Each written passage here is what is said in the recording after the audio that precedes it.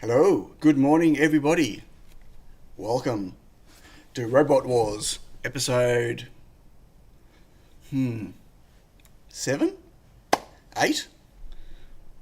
100? I don't know, but welcome. Hope everyone is doing well. No coffee this morning, no coffee in my hands. I am caffeinated, don't you worry. But peppermint tea I have here right now, and it's too hot. I just made it, and I'm going to burn my mouth if I try to drink it right now. I'm letting it cool a little bit. But yeah, we're going to do this without a coffee in my hand. So, change. There you go. Don't say you can't teach an old dog new tricks. Doesn't really apply, does it? No. Okay. Anyway, I'm just moving my... That's better. Yeah, I started recounting when you decided to revive this thing. Yeah, what are we recounting from, Dutch Taurus? From 1? Or are we starting at 99 and continuing? A lot has happened this week with with the robot. So, yeah, it's cool. It's don't worry. I've got plenty to talk about, plenty to show, and stuff to do, unfortunately. Make the robot stir the tea till perfect temperature. I could. No, I wouldn't trust it. I actually wouldn't trust it. I don't think I'd trust this robot to do anything. I was chatting with Milosh, he may come into the stream later, and we were talking about what I'm going to do with the robot and stuff. And I think after this whole journey, like I haven't even got a finished robot yet, right? And I wasn't even planning on putting the gripper on. I was really only planning on it putting some type of like a camera attachment to it for like probably just like a webcam or something, or maybe a Raspberry Pi mounted on it with a Raspberry Pi camera. All I was really planning on doing was getting to there so chat could manipulate it and look around, right? I'd have to clean up first. But I was chatting with him, and like I'm at the point now where I want to finish it because I was committed to finishing it. But abandon's not the right word, but I feel like once it's finished, I'm just going to abandon it and look at what's next in terms of a robot, either a design from scratch or a pull it apart and redesign stacks of it, which I don't know if I could face, or looking at like a different robot, or I don't know, because I know how it's built. I know its weaknesses through either my own assembly or whatever. I'm not talking about the design specifically. The design has improved a bit, and I'll talk about that in a moment. But at the end of the day, it's still a robot that's made out of a lot of plastic, and it's still got a lot of backlash, and I don't know if it's ever going to be precise enough to do anything, at least from a repeatability point of view. And so I don't know how much effort I'm going to put in past getting it finished, but I really want to get it finished because I like finishing what I start most of the time. So we'll get to that. I'll go through all the things that I've done over the last week, because I've done a lot since last week. And I have got more to do. I thought I was finished yesterday. I thought I'd be assembling the last axis, which is the last two motors on my stream today. But I found out last night I'm not. Yet. But I think I found what caused the power issue and everything shutting down when I packed it all up last time. So I'll show you that in a moment. But before I do that, I'm going to say hi to folks in chat, and then I've got some other stuff to quickly talk about, and then we'll jump to the robot. So, going back in chat. Alan, good morning. Tashipu, hello. Antonio, hi. Amiri, hello. Joe42, hello. Dave Harris, hello, hi. Mr. England, Dutch Taurus, Beata, hello. Graham, good morning, Graham. Not so cold this morning, was a couple of days ago. David Essa, hello. Sid, hi. Photo Chromax, hey Max, hey Johnny. Hey Lockie, you're up early this morning. Finishing what you start, I'm in the wrong place. Yeah, look, I've got plenty of evidence to show that I don't always finish what I start.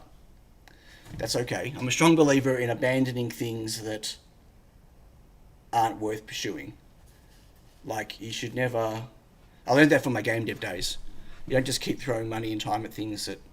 hoping to make something that, you know... revive something that shouldn't be revived, right? I keep forgetting to show and tell everyone... look at what I milled. I actually recorded a bunch of video about it, but I haven't actually made a video over it, because you know what? It's a pretty boring video to watch it do it. But anyway, this was going to be a 2-op. So this was a two tool front. So it did I milled it all, and then I changed to a 90-degree chamfer bit, and I did a chamfer around the edges, which you can see it's a very subtle one. It's quite nice. And then the idea was supposed to be a flip it. Yes, it's aluminium. And then flip it and do the chamfer on the back. But unfortunately, I, through spur of the moment when I decided to start cutting it, I forgot that I had to upgrade the software on my Milo first. The version of the software that I needed to move to had the rotation compensation on there. And I realized that when I flip it, I can, because the chamfer is so small and has to be perfectly accurate to where it hits, there was no way that I could realign. No matter where I put it, I could get my work coordinates into the corner, but I couldn't guarantee that it was rotated correctly, the same as it was this way, right? So I needed the rotation compensation. And so I could technically re-mill the back now that I've updated my mill, but I just haven't got around to it. And this has just been sitting on the desk, but it's actually really nice. Like my plan was to originally do a small one. I was going to make a little keychain, but I had kind of this much stock left, and this was a bit too thick for a keychain, 4mm. So I couldn't really think of what else I could do with this, the 4mm one, with this little bit of stock. I didn't want to chuck it, so I made a logo. And it's pretty cool, and it just sits on my desk in front here on my Mac Studio, which is also kind of a chromey colour, and it looks really cool. And I'm quite happy with it. Another news, got myself a Rogol 914S. What's a 914S? Is that a power supply? Don't know. So anyway, okay. But that wasn't what I was going to talk about.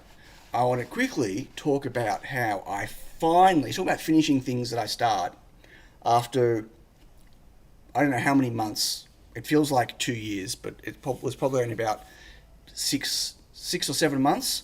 I finally have shipped beta 1 of my new Reflow Master Pro firmware, version 3, which is really exciting. I'm excited. I mean, you don't have to be excited, but I'm excited, and it's gone out to beta testers, although that was only yesterday, so it's early days. But what I wanted to quickly just show you is, the website update isn't actually public yet, Includes logic analyzer and signal generator. Oh, okay, cool. What page am I looking at? This will do. So this is not, this page isn't like live yet, but new version 3.0 firmware. And so I've actually updated everything ready to go. So it's now got a new device test mode. Hey DIY, which we can thank Richard Fry for this. Hey John, how you doing? It's basically it's like a bake mode. Well, I say it's like bake mode, but on steroids. You can basically give it a whole bunch of arbitrary steps and temperatures and durations, and it will then run through that whole cycle. And so if we go to device test profile, so here you can basically just build a whole bunch of steps, give it a temperature, give it a duration, in minutes, control whether the fans are on or off, either one of those in that each cycle, and yeah, so that's pretty cool. That took me quite a long time to get going, and I had to refactor the whole firmware. Hey Didier, how you doing? Can you set ramps? What do you mean by ramps? Oh, you mean, no. It's all flat, although you could just do small step individual step ups. That's an interesting thing. Ramp. I don't know how we'd do a ramp. The problem with a ramp is you can't guarantee that it's going to ramp. Like if your ramp is too steep and the oven can't do it, then you could perfectly bake a soft center chocolate souffle. Possibly. Yeah, the problem with the ramp on a toaster oven is you can never guarantee that the ramp can be met. Yeah, so this is, sorry, you came in late. This is new firmware that I've just released beta 1 for on the Discord server in the Reflow Master Pro channel. So anyone who's got a Reflow Master Pro can update to firmware 3 beta 1. But one of the things that this can be used for, which I've been asked quite a few times, is for Quixotic Geek isn't here at the moment, for doing things like tempering metal. Like one of the things that tempering metal needs is, you need to be able to run it at a certain temperature, hold it at a certain temperature for a period of time, and then change it to a different temperature for a period of time, and then whatever, right? 3-zone top and 3 and bottom reflow at work. Hey Joe, it's kind of a pain. Shouldn't be a pain. Why is it a pain? Anyway, a whole bunch of other things that are in here as well. Auxiliary ports can now be inverted, their output. All of the different modes actually have on-screen graphs. So here's the device test mode, what you actually see on screen. All of the UI has been updated and made nicer. On screen as well. What else? So I wrote a brand new my own PWM controller for the SSR, which was daunting because it's got to be bang on. And this now lets you run the SSR if you've got a zero crossing at 1 hertz, which you couldn't do before because the Arduino, the ESP32 PWM, you can't run the PWM at 1 hertz reliably if you've got all the other PWM timers in use. It fails to initialize the timer a lot of the time. It's been an ongoing bug for quite a while, and so I've always had a minimum of 200 hertz on the SSR because anything below 200 hertz would fail to initialize 50% of the time, as in it would block initialization of all of the PWM and crash the firmware, or prevent you from running the firmware. And so I've not been able to support 1 hertz, but I do now.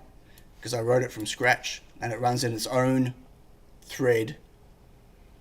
And non-blocking in its own thread and doesn't get interrupted by anything else that's running. And hopefully it won't burn down people's homes. Yeah,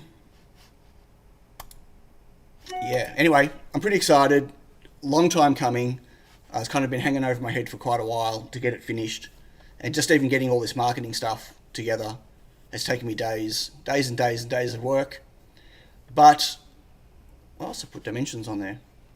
Anyway, I'm excited to have that finally out in the wild. Okay, so let's get on to robot talk, shall we? Let me just close it off. Let me have a sip of tea.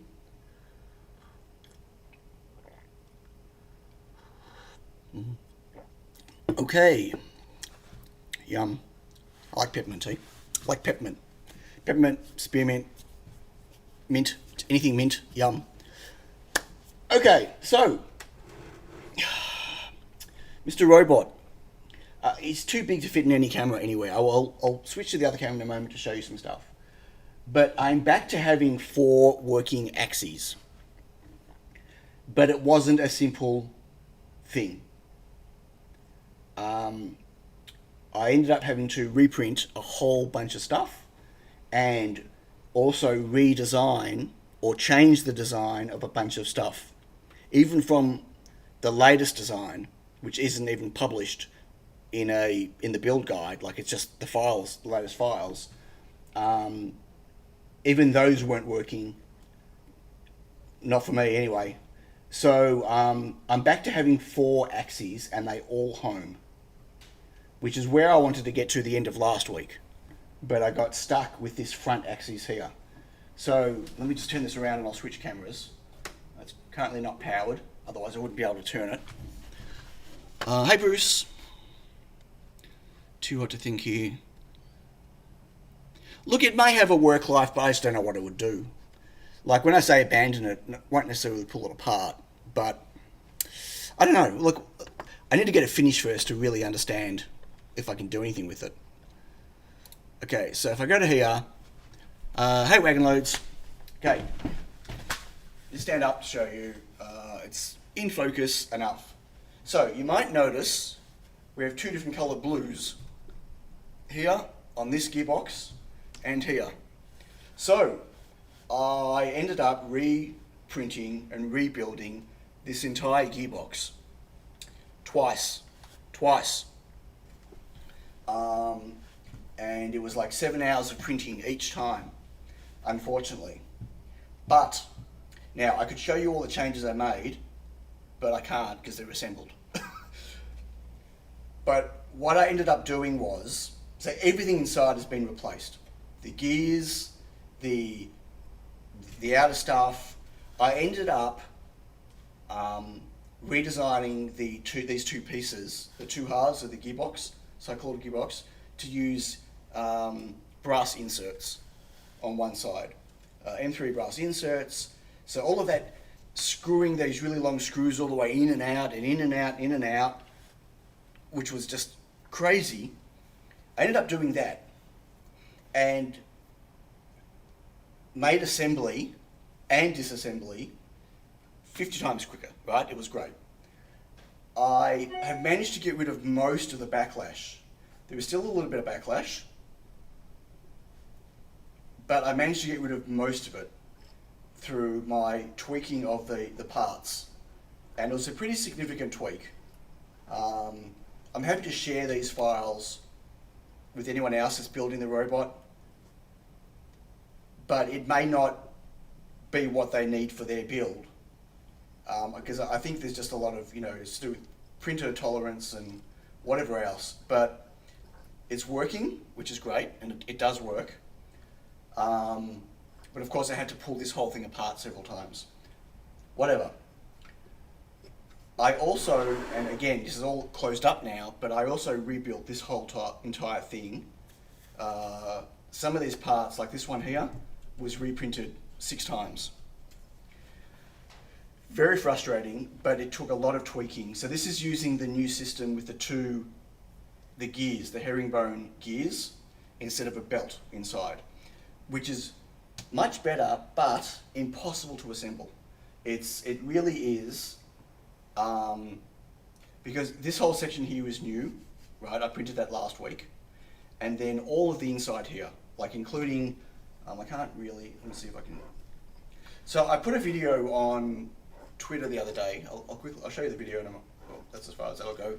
Let me just bring up the video so you'll see what I've done inside. Maybe make it, yeah, it's not accurate enough for inspection. Have the robot open bottles. Joshua, what bottles are they? Is the robot opening? Let me just quickly.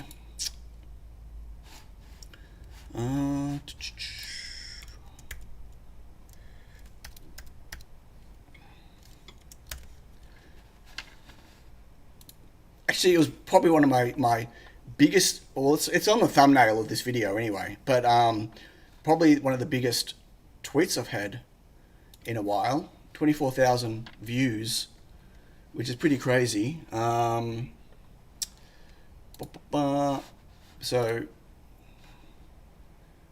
it's gonna go. I don't want to. Okay. Anyway, you can see it there. What a challenge! My audio. To reprint the gear. Okay, so this is actually not the final print. I had to print it again after this. You'll see that the ring, the black ring, is wobbling. I'm not sure if you can see my mouse, but this is wobbling here. And the idea is that when it's all assembled together, it holds it in place with the big bearing. But mine didn't, because I had a combination of older parts and newer parts.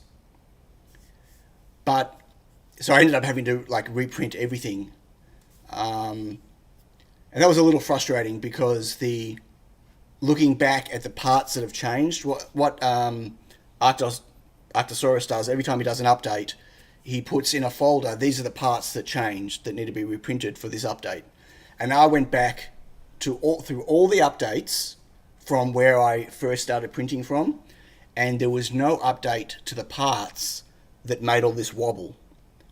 And so I ended up having to change it to get all that together so they didn't wobble. Even when I put the front cover on, which I'll show you now, it still wobbled, which was really annoying. It was like really loose. So, now I've lost where we're up to. So back to here. So once I mounted this section here, this bit here, this is still a little bit wobbly. You can see here. But it was shocking before. Like it was really, like you could move it all out of place. Once there's weight on this now, that'll stop it from, all the stuff that's on here has to go on here. But it was really, really bad. Like it was just, so I ended up having to redesign this part here many times, unfortunately. Redesign the part that was underneath that held it together. John Clayton says, is that inner gear rubbing on the wire insulation? May it needs a sleeve around the wires.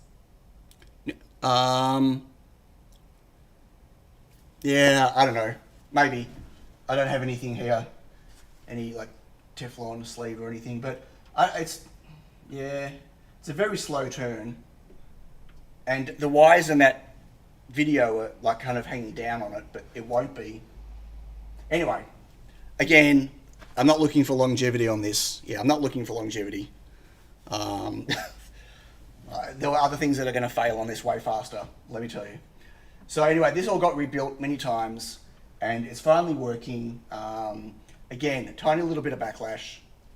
There's backlash everywhere, right? And the backlash is a combination of a lot of things. It's different filaments have different printing properties. I'm not talking about different types like, PLA, PETG, whatever.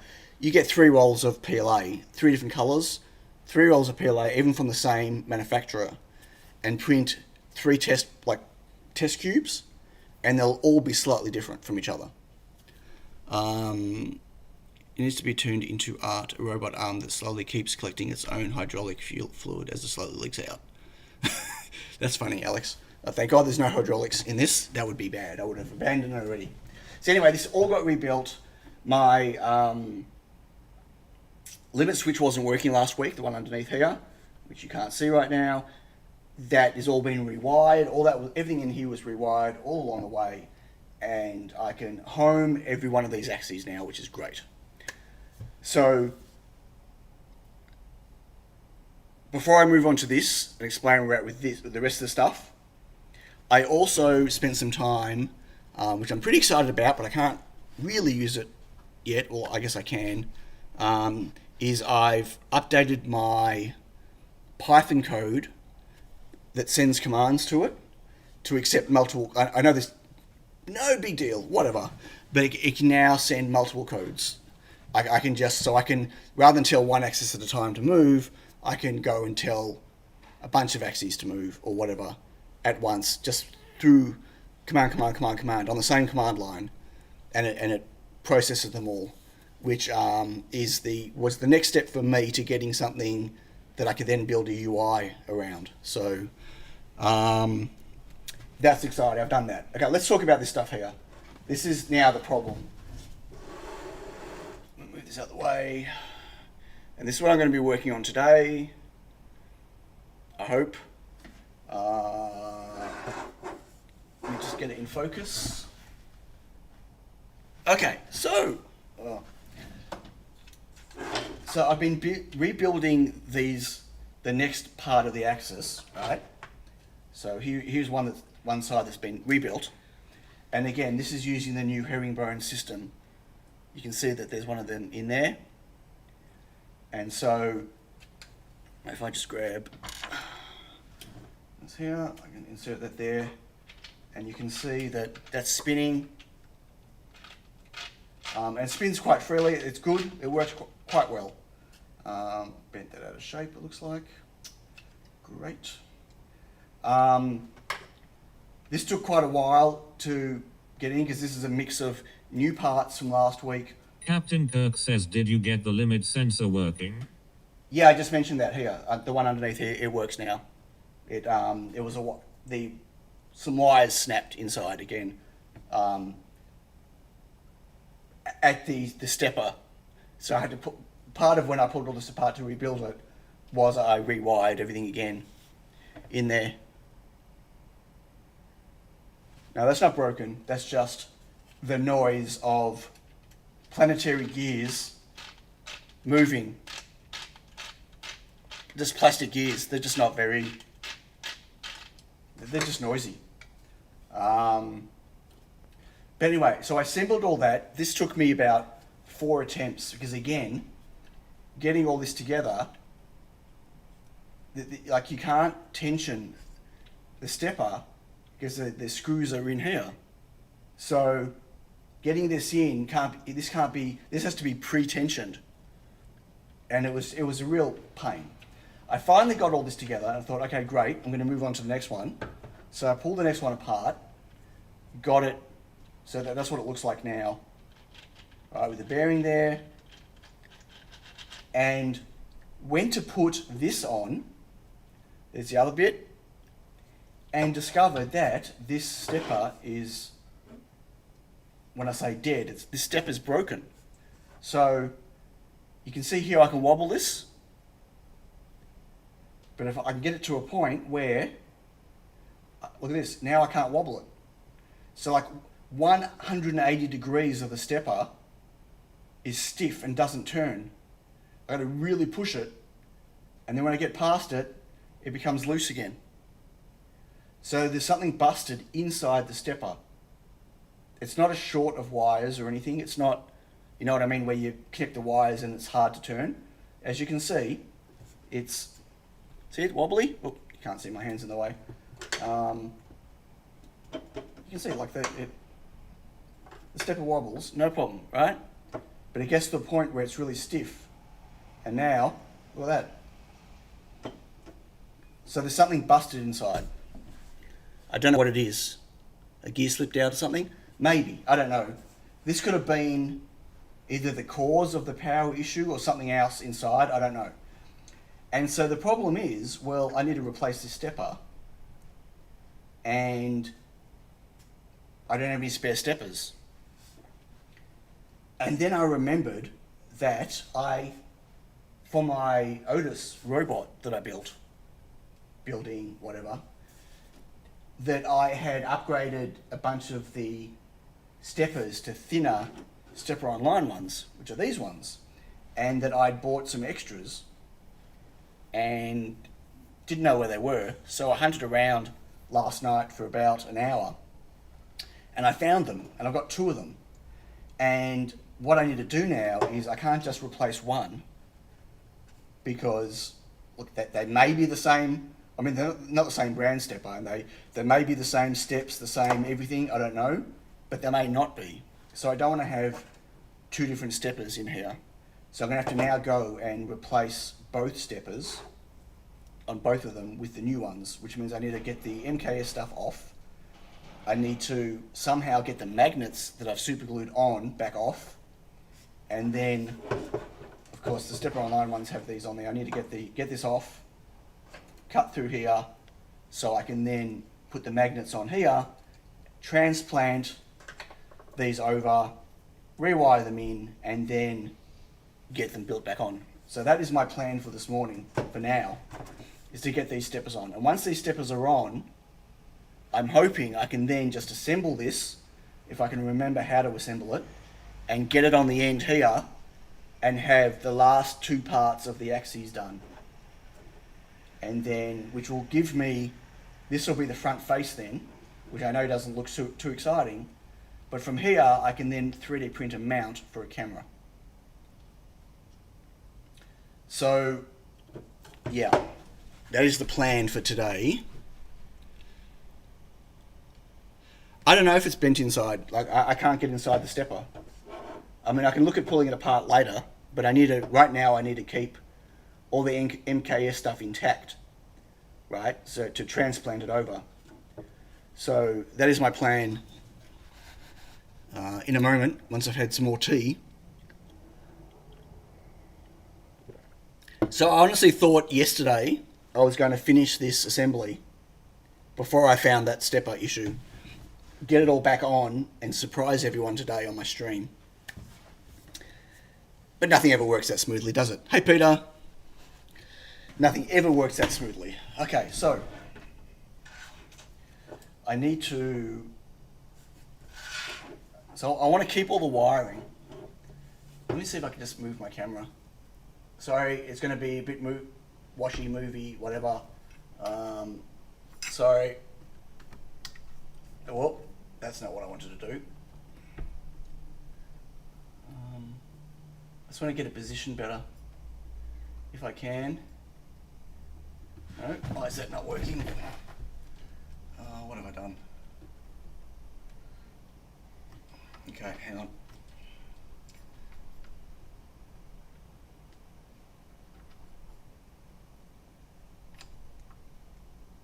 Stay.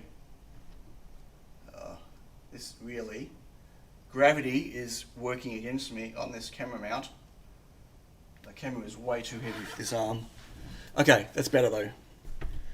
And maybe I can get a bit closer so you can see what I'm doing.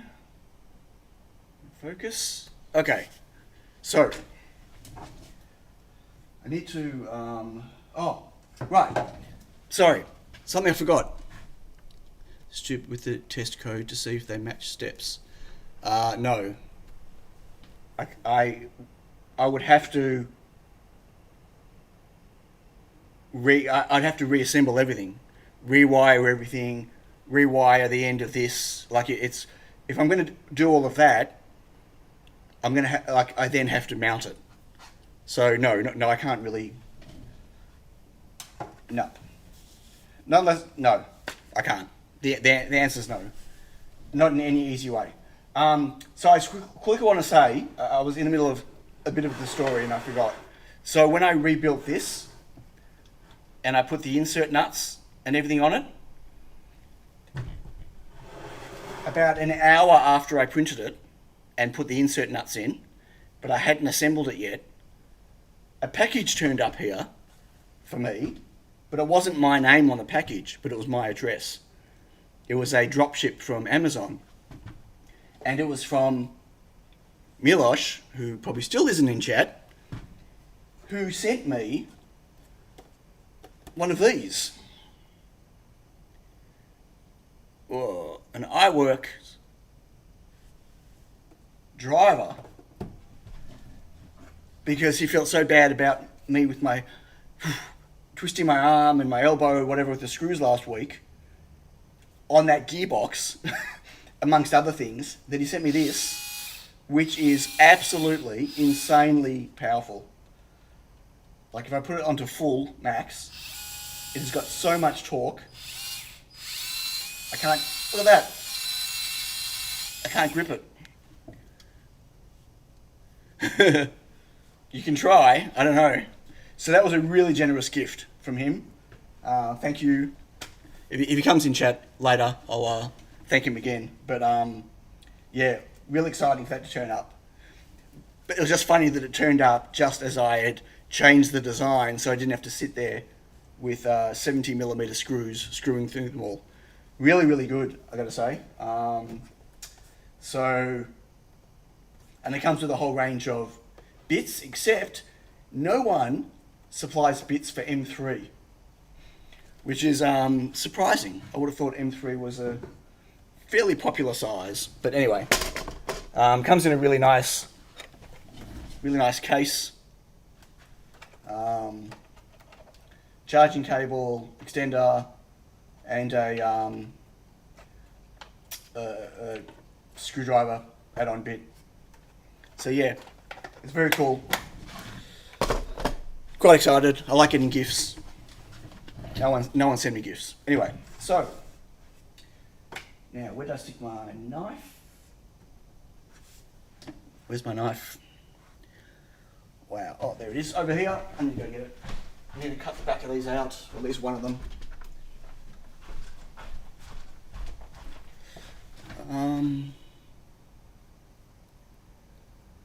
I don't know if they'll act differently or not. They're different brand steppers, and I don't even know what the specs are on this one.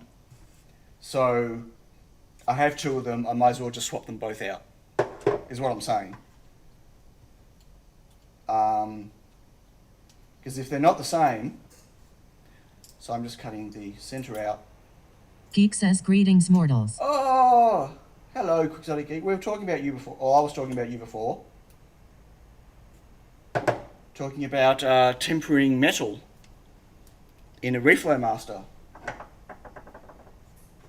Did you see that I was telling the chat that I released beta 1 of my 3.0 firmware, which has a new device test mode, but that device test mode would be maybe perfect for doing tempering. So, and I mentioned you, and then you weren't there, but now you're here. Okay, so hold on those for the magnets. I wonder if this is going to get in the way. This wouldn't be. Geek says who shall have to investigate. The beta 1 download link is in Discord. I've got a thread in there. So yeah, have a look at the update. Where's my little bag of magnets? Oh, here. I'm curious to know if these, because these are those metal labels, or metallic-y looking labels. I'm curious to know if they're magnetic at all.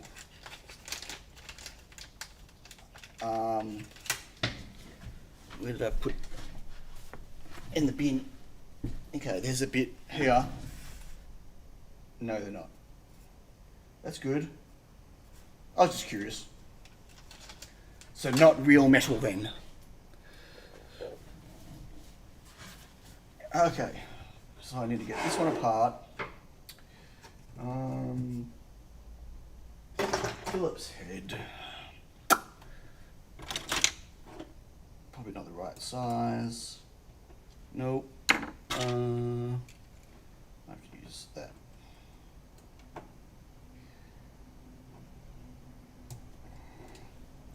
Okay, so I need to get the back off, get the magnets off, because I don't have any spare magnets. And I want to do this without busting any of the cables or wiring. if I can. I gotta remember there's, what do you call it? Oh, hang on, I need to remove the wires. Get the little screwdriver.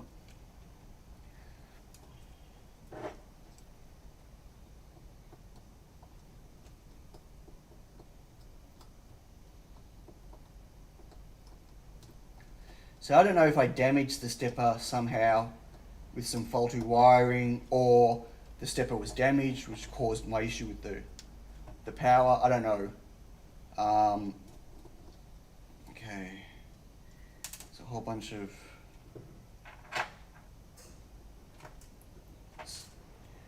washers. Now, how am I going to get these? You reckon I could just crack it off? The little magnet that's in there? Probably. Captain Kirk says test labels with ohm meter if you are concerned label would cause a short. What? Test labels? Labels? Oh, no, not a short. I was just curious. There we go. That cracked off easily, actually. Easier than I expected it would. That's one. Okay, so that's going to get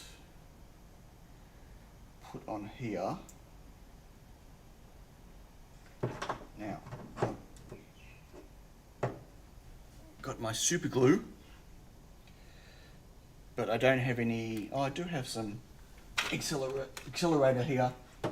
Should I put some accelerator on it? Or should I just glue it? Master Pro is sold out now. Sold out? Where are you looking? I don't think so. I hope not, because I just built like 30 something of them. Products.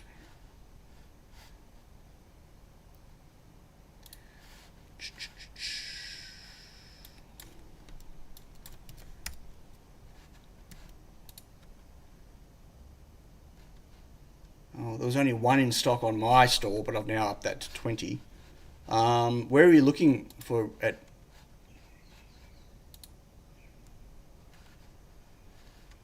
No, they're in stock on Tindy.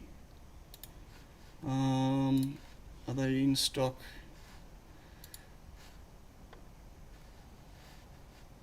Yeah, and in stock on Leptrons. Where are you looking for? They're in stock everywhere. Post a screenshot in Discord.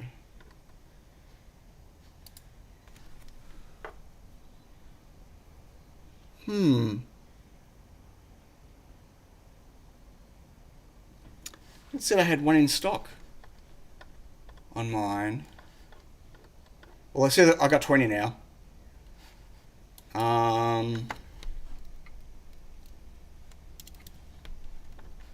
Sorry, I'm just updating, making sure that all of them are updated. Yeah, it definitely said there was one. If you refresh now, does it work now?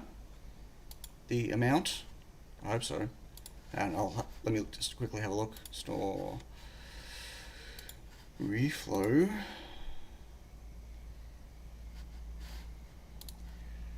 What have I? Tindy or store, which is whichever is. They should be the same for Canada. They're like all my shipping's the same on all the stores.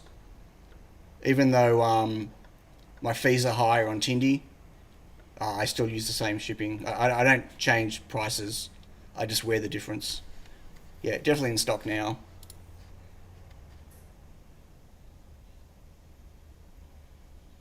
That's weird that it didn't come up. Anyway, thank you for letting me know. Hey Keen, how you feeling? Keen's been unwell and in hospital. It's negligible. Thank you, Alex. It's negligible. It's a couple of bucks. Yeah. Cool. Okay, let me put that back. Keen's feeling blah. Okay, sorry, we were just talking about accelerant or not. I might put some on so I don't want to have to worry about the what am I trying to say? Don't want to worry about the magnet not being on. So, but it's going to be tricky. How am I going to do this? Doesn't really matter which way the magnet goes, right? As long as it's on. Yeah, okay, good. So I'm going to put a little bit of glue on here. I hope a little John bit. Clayton says order from Cian and maybe he'll autograph the customs label. I actually don't have to autograph them anymore, it's actually kind of cool. I used to have to, but now I don't. Okay, stay. And I might have just put a little bit too much glue on that, but we're about to find out. And I'm just spraying a bit of accelerant on there, and I'm going to put that in it to get some on if I can. Probably not a lot, not enough, but anyway.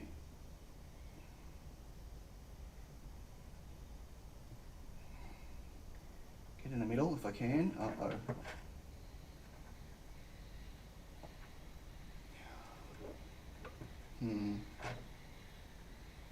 Not quite in the middle. Damn it. That's the problem with using accelerant. And now it's probably too late.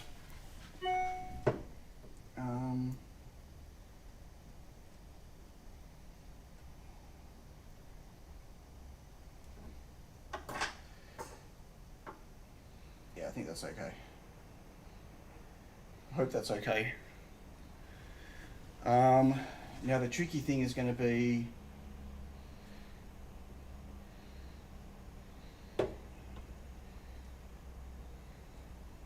maybe the screws will work. Okay.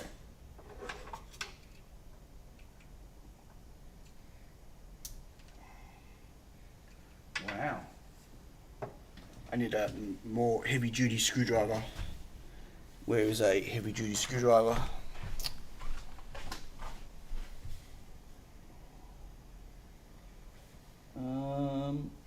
Okay, I need to grab a screwdriver from downstairs. 1 big second.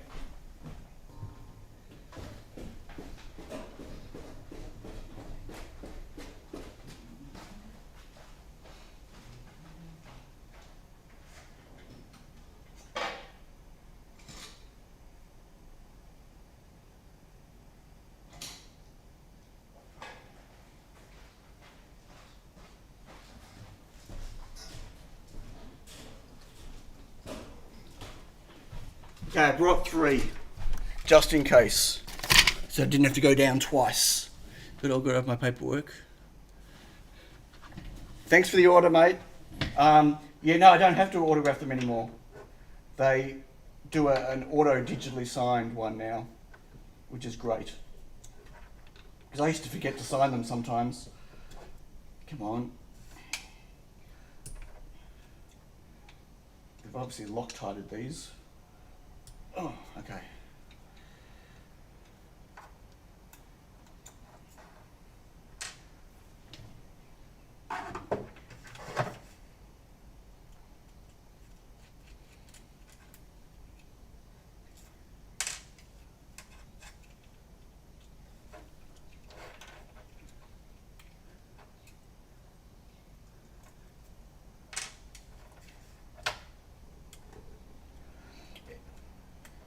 John, just to let you know, it doesn't matter where he orders from, they all ship from me. So, yeah, let's see if I can get these lined up. Everything ships from me, so all the customs paperwork is all done by me here, no matter which store they're bought from, unless it's through a reseller. But like if you buy off Tindy or Electrons or my store, it's all the same. They're all from me. Okay. What was that? Knocked one of them off. Great. I should really cut some of this wire. see if I can get it out of the way.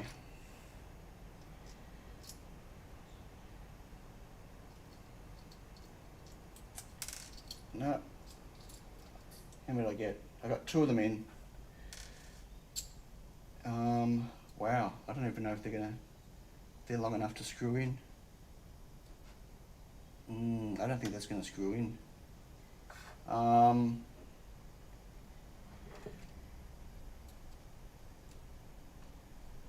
Oh, maybe. Okay, so I wonder if I can get these in. Squeeze it. Nope. Great.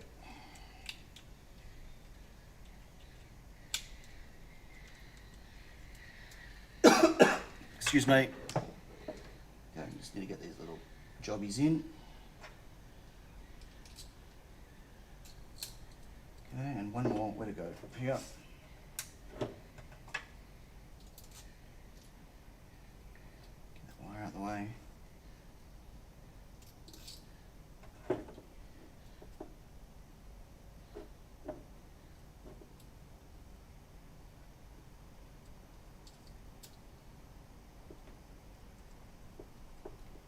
Come on.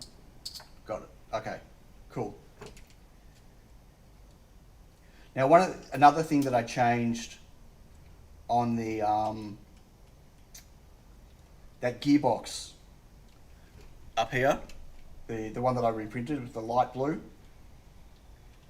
was I didn't have enough clearance on that for the wires.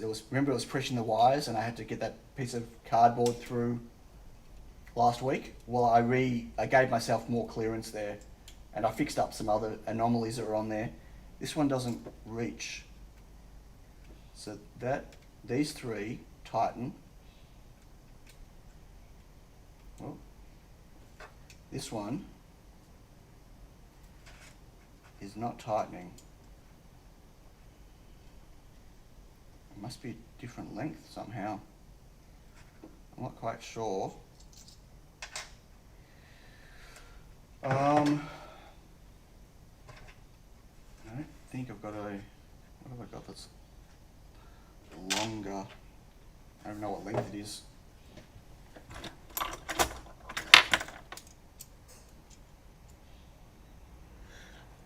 Oh, so John, okay, I remember you got your Reflow Master Pro to control the smoker. I never heard back from you about whether you were doing that or not. So you are actually working okay to control the smoker? This is 24. Well, including the head's 27, but it looks like, so it's a 25mm. And I've probably got 25, but I don't have a 27. I've probably got some 30 somewhere, but I'd have to trim the end. I'm curious why this isn't fitting. It must be really close, but just not quite.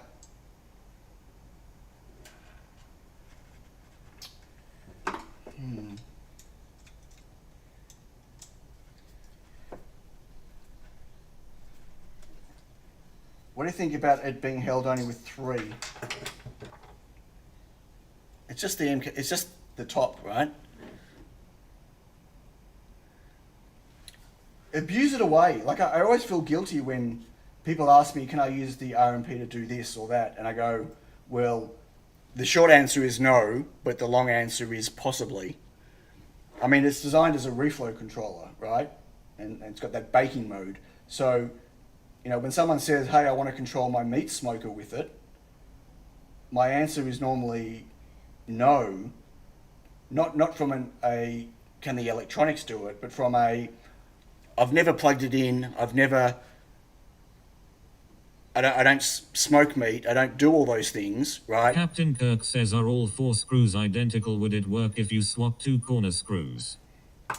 That's a good question. I'll try that now. But I'm assuming they're all identical.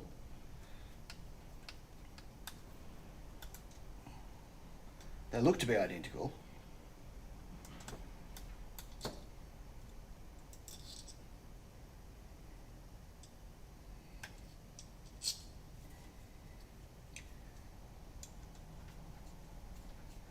Yeah, it's just, it looks like it's just that one position. That one position is the problem. So if I take that other screw that wasn't fitting and put it here, that fits. So all it was,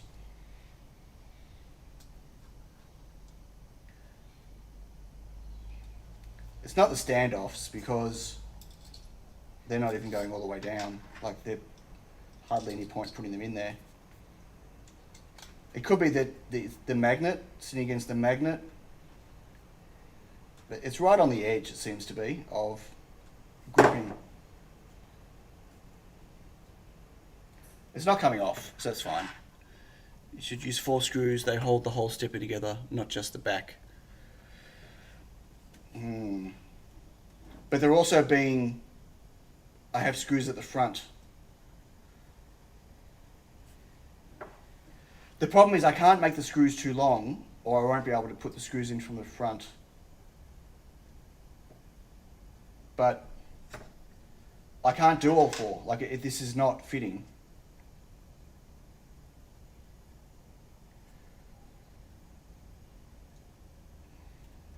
There's no gap. So it's just that it's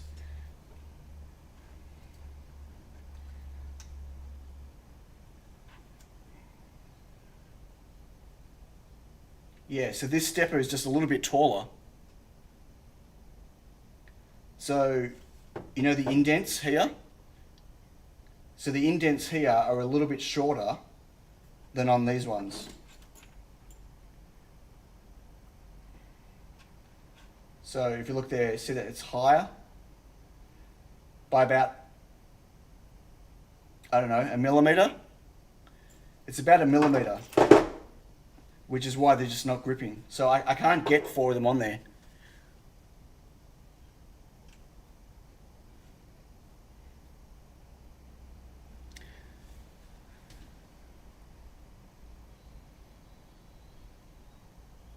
Yeah, it's just holding the MKS stuff to the back. Okay, so I need to wire this now. I need to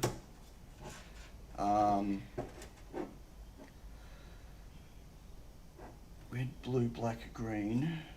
That's assuming that the colours are the same. And okay, so red and blue. I'm just checking them. Yep. And black and green.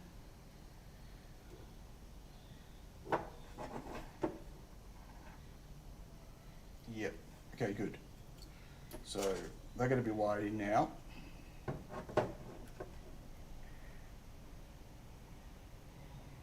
Okay, about there. Where are my snippers? Oh, I've got so many tools downstairs. It's really frustrating. I'm going to use scissors, big chunky scissors. Oh wait, I'm assuming I can strip them. I hope so. Where's my... Here they are. What? Shippy's gonna sleep? No! Shippy, what are you doing? Good night, mate. Thanks for joining. Okay. 1. 2.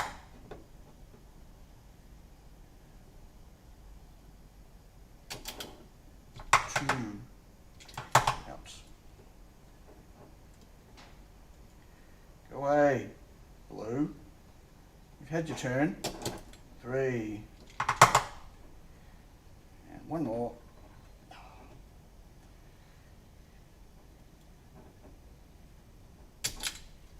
Captain Kirk says, would it ruin the mounted device if you Dremel the recess under the head so the can go deeper in the hole? It's not thick enough to do that. And I'm not taking a Dremel to this. It's the only one I've got, and I have to do it to both. And if I wreck it, wreck one of them, wreck 2 of them, the robot is dead. So, dead meaning the robot will not be ever completed. So let's not Dremel, let's just leave it as is and go from there. I think that is a good plan. Meanwhile, Captain Kirk says, okay, my bad. No, not bad. Not bad. I just, it's... Yeah, not something that I'm willing to do. My tea has gone cold.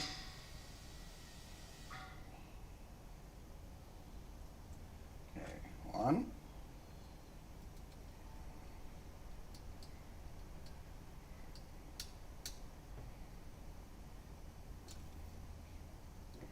Okay, blue.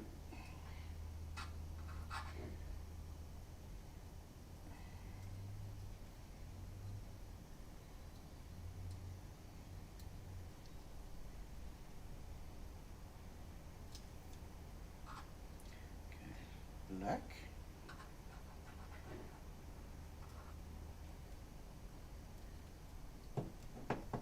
Oop.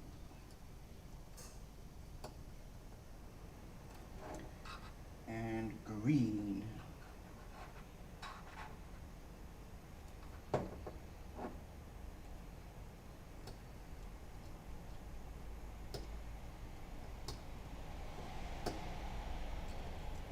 Okay, excellent. Drink of tea.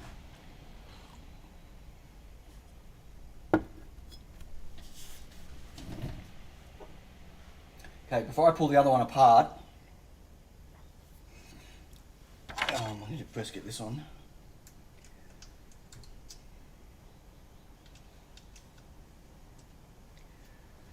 Okay, so that's the bad one. Out of curiosity. Geek says, what part of the robot are we looking at? So this is the last two stepper bits that form, let me show you.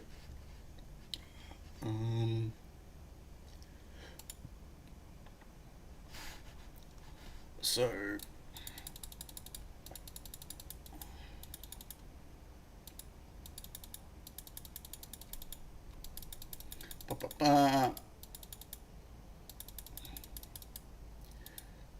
okay, that's this bit here. So it's the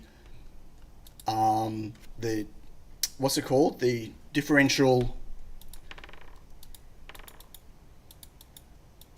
It's basically axis 5 and 6. So it's two steppers. How? Let's keep going.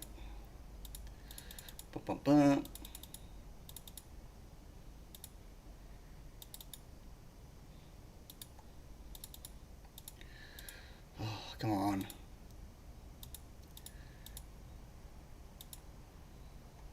Right, it's literally the last step. So it's this section here. This whole section here, which can I move it? No, okay. So that all pivots this way from the back, and then it gives an up and down, and a rotation. So there's two different axes in there. So it's the last. It's axes 5 and 6 of the 6-axis robot. So it's kind of the important bit.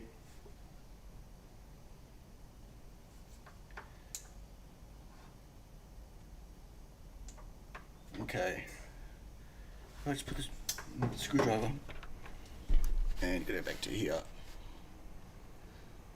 Made a joke about multiple steps in Dutch, but it'd just be an even trap. In trap even. Damn autocorrect. Okay. Yeah. You lost me at greetings, mortals. Or something like that.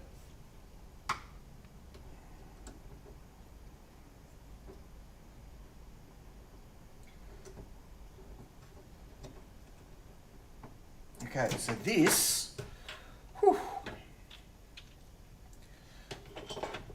Okay, this is where it gets painful.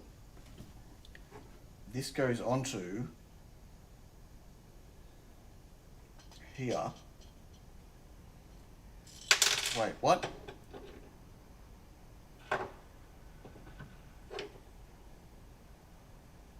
Oh, that's the old one.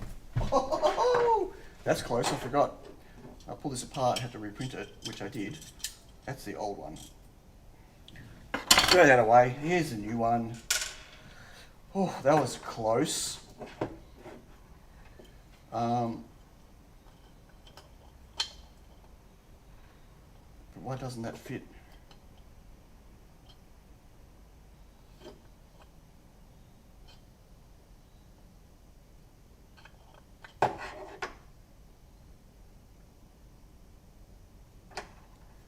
Huh?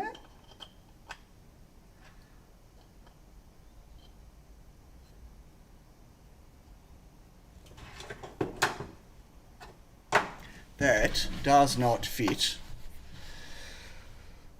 Oh boy.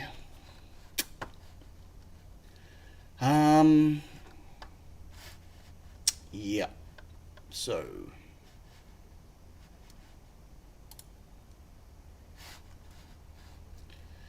let's have a look here.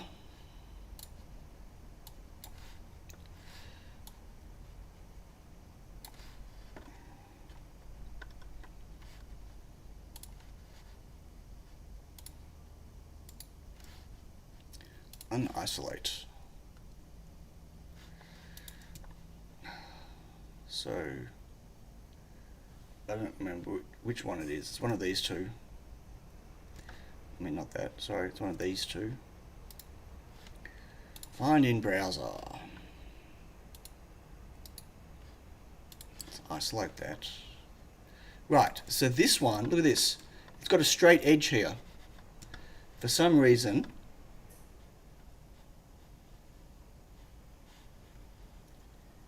you see that straight edge? The other side doesn't have that. And that's preventing the thing from sitting inside. And I don't know if that's a bug or not.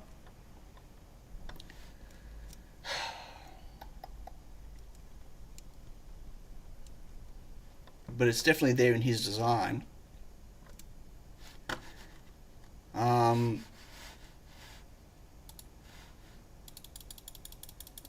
Now, so this build is older.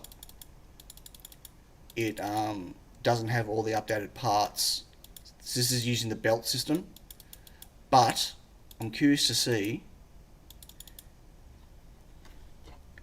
Yeah, so the old version of that doesn't have that straight bit. No. It's not a mounting problem. That bit is actually in the way. Like, it doesn't matter which side it comes from. Yeah, see, this doesn't have.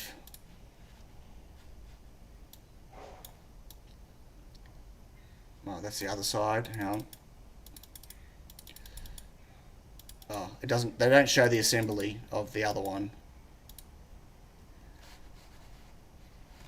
But it's definitely not there.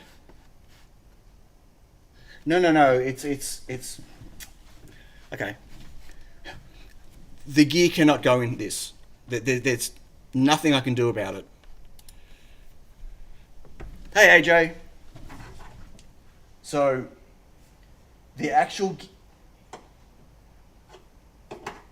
The only thing I can do is, if I mount this the other way around, but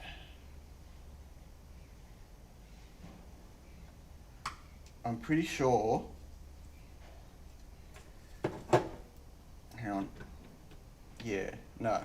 So, look, it's got to go this way, because that's how it mates. I can't just turn it over. It doesn't mate anymore, right? And I can try to get it off again and flip it. But the distance it sits down, yeah, I don't think it's going to work. Anyway, let me flip it over. Like, you can see here which way it's designed to go, because there's the groove for the way it mates like this. You see that? So it sits into that recess. Clearly, if I flip it, it's going on the wrong direction. But let me try, if I can even get it in this way. And then maybe it can go like this, but I don't, it's just going to rub. Okay, well, I'll try it. Let's make sure it's going to mate. It does. But this is now opposite to the way the other one is on. And it could technically fall off. Or it could move up and down now, because it's not being held on by the pulley.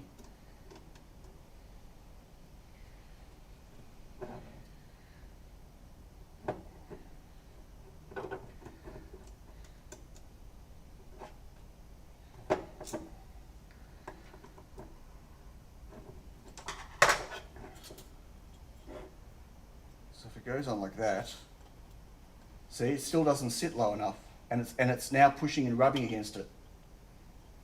See the gap?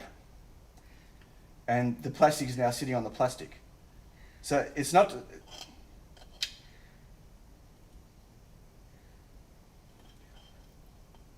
Like the pulley doesn't sit on the other side. It doesn't. It sits in the top section. Because the other bit, if you look here, also sits in the top section that I showed before.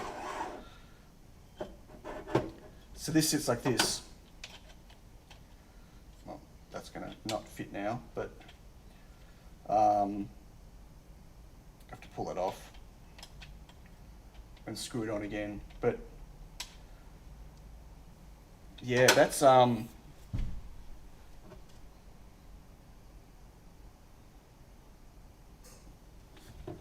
don't understand what this straight bit is for. It does nothing.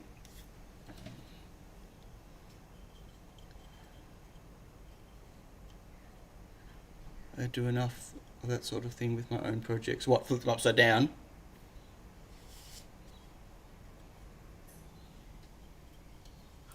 Yeah, thanks. Thanks, AJ.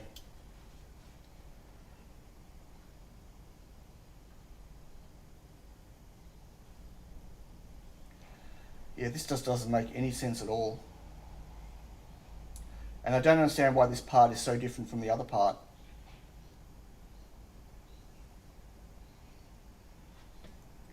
Significantly different for no reason.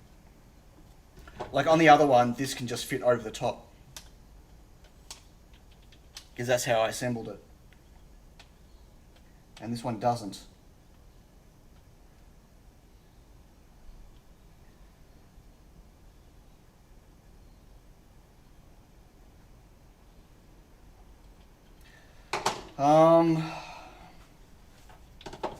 But either way, that's just not going to work. Let me take it off the stepper to show, I'll be able to show you clearly what's going on. Okay, so it's off the stepper. So let's have a look here. So this part of the pulley is supposed to sit in a hole here, but it can't because of that bit of plastic, that square bit. It's supposed to sit in the hole and sit down, so that pulley there is sitting next to the pulley here, but it can't go in, so that square bit sticking out, which has got to be a mistake, because it's got to be I can try to find.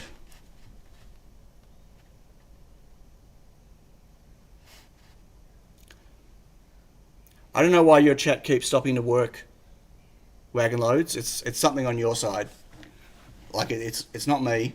You're clearly not blocked or anything, because your chat's been working. It's something on your side. I don't know what it is, mate. I'm sorry.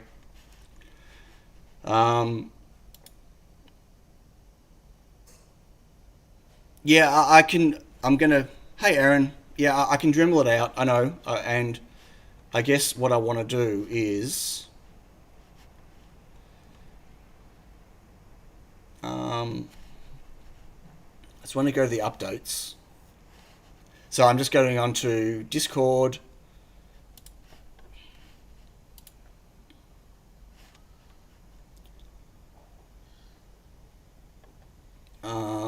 Okay, so let's go to here. No, not letting me move it. Okay, here's Discord on the Arctos server, and from memory he has pictures of these parts. Right, so this shows you here how they sit. Whichever way, whichever orientation, right? Which one is that one? Right, you see, this is having the same problem. See, on that piece, which is the same piece, it doesn't go in. It doesn't sit flush. Put the metal gear through it the other way so the black tightening screws align with the hole on the right side. Yeah, see, it can't because of that square bit. See, there's a square bit here. Why is that square bit there?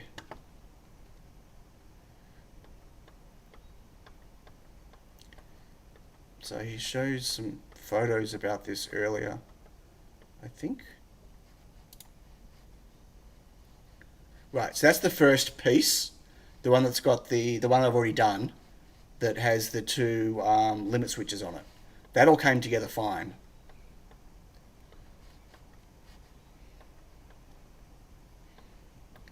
But that straight bit blocks it from working.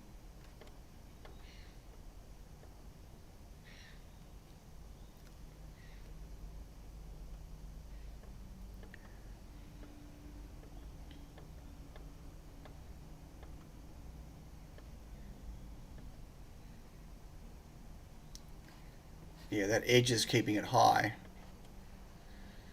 And he doesn't reply about how to fix that. Thanks, mate. But it's V3, not V2. V2 has been out ages ago. But yes, thank you, the update. It was a lot more work than I'd planned it to be. Ended up refactoring probably 70% of the code base to be able to support more modes and more future things that are coming. Okay, so yes, I could Dremel it. Trying to think what else I can use before I Dremel it. God,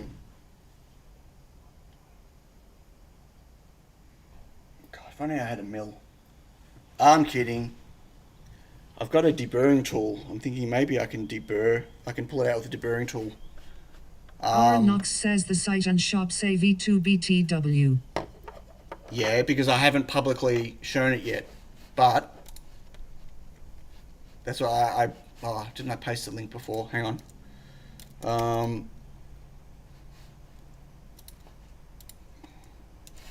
Yeah, the update's not out yet. It's only in beta. I really didn't want to post this, but anyway. But it's V3 now. I'm still working on that part of the website. Okay. Let me... Yeah. I'm not going to publicly announce the release while it's in beta, because I'm not shipping it on any of the devices. I'm still shipping version 2. Let me go get let me try the deburring tool first.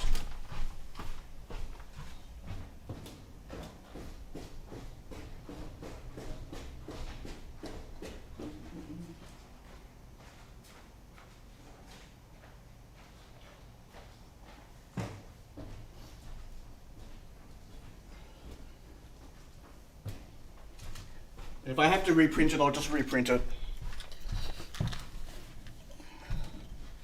Okay. Deburring tool.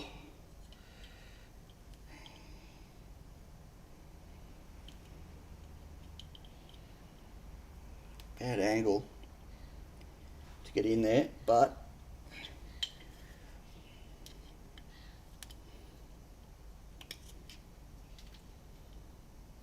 so I'll show you what I'm doing, but I can't even see myself what I'm doing. There's no way I can put this under the camera. Okay, it's coming out.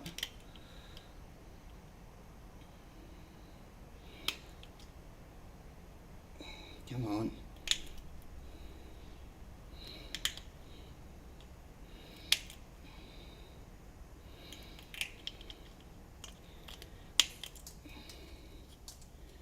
Okay, is that enough? Maybe? That's pretty cool, actually. I love these little tools. Okay, it's now kind of round inside.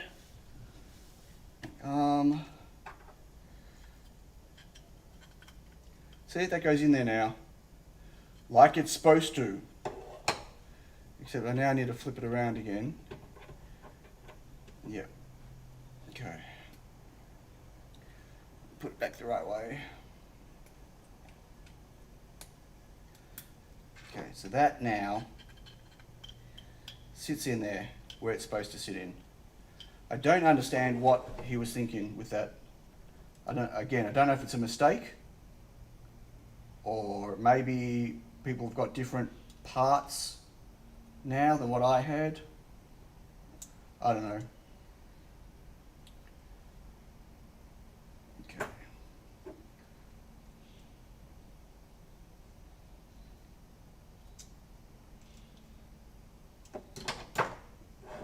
So now this should fit. The question is, will it be flush? Yeah, see now it sits flush, and that sits in there correctly, which is what it was supposed to do the first time.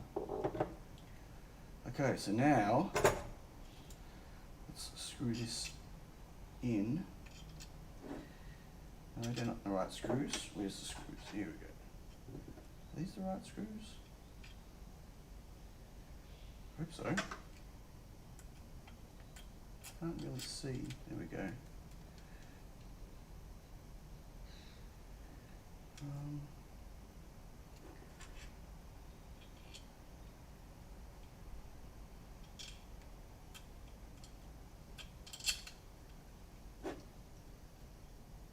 Getting this aligned is a bit of a pain.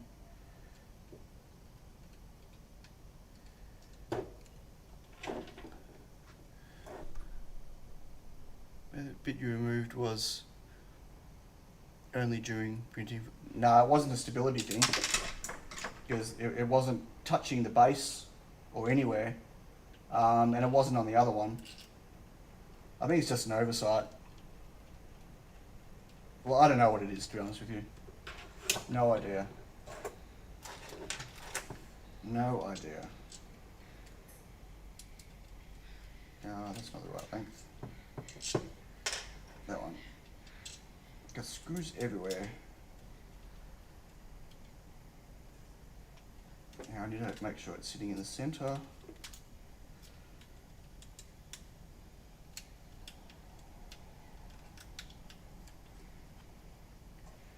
About there. Okay.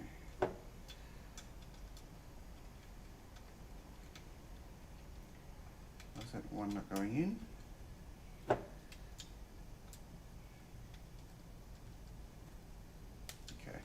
Cool. So that's that. It's got to go on here. Unfortunately, this now won't go on there because, again, that bit's a different shape. So I have to pull this apart, and the problem with pulling this apart is this screw here is wedged, and I will pull out the screwdriver in a moment, and to undo it, you see it turns? See this? So I got to hold this without getting my fingers caught between the gears and stop it from turning to unscrew it. Okay. Just gonna, while I'm holding it. Okay. That's a lot of torque.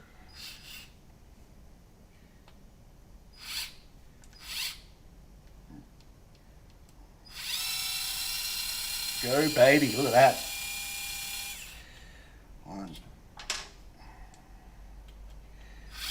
Ow, my thumb.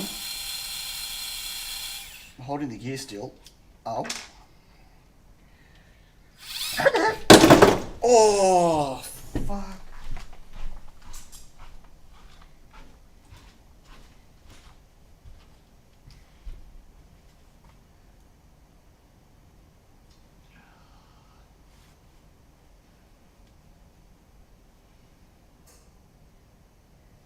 Okay, I didn't lose my finger. Oh. I didn't lose my finger, but it just went through the gears. Oh. That hurts. Shit. Oh. Ow. Oh. Fuck. Sorry, folks. I'm just going to... Oh. Ow. I just mentioned how I had to hold it and why. Ah, yeah, I'm going to get some cold water on it. Back in a moment, sorry.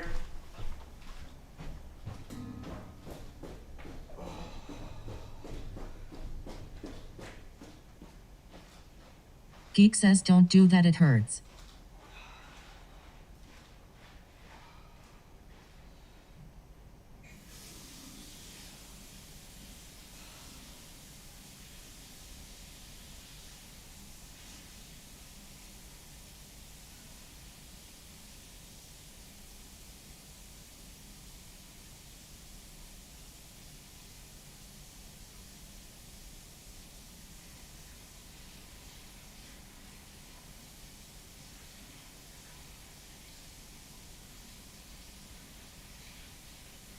Aaron Knox says it is but a flesh wound.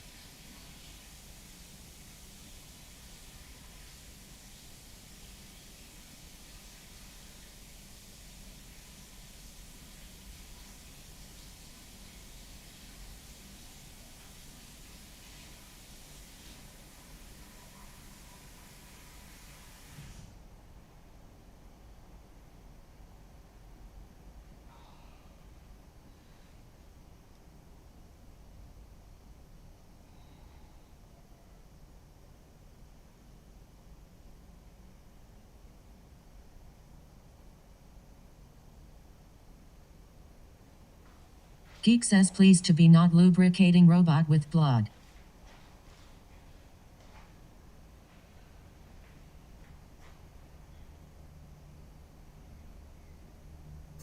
HMS says it's now a meat grinder.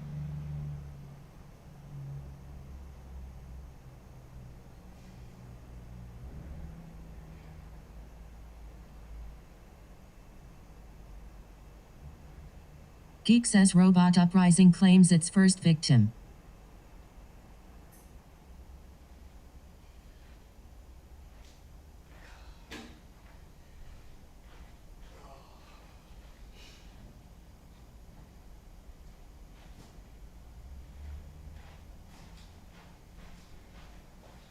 Aaron Knox says who said 3D printed gears are not string.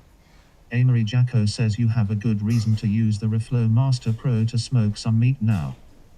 Sorry, folks, I've not been able to hear anything. I've had the water going downstairs. I got my HMS first says aid is your kit. name John Connor. I've got my first aid kit. The bleeding's slowing. Whew.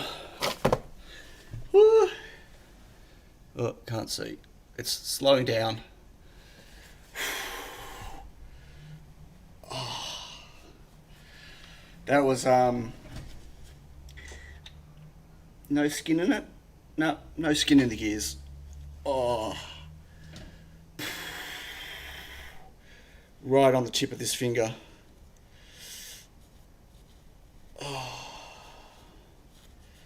Okay.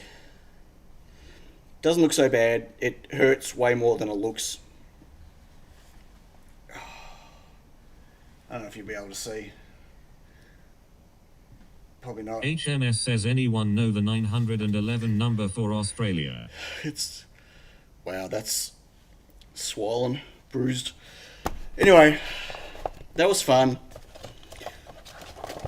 It was funny that I just mentioned what I had to be careful not to do. Geek says the good news is you have 9 other fingers. Exactly. Always have a first aid kit handy, folks. Of course, the only thing I've ever used in this first aid kit is Band-Aids. But, you know, whatever. So, if I get blood everywhere.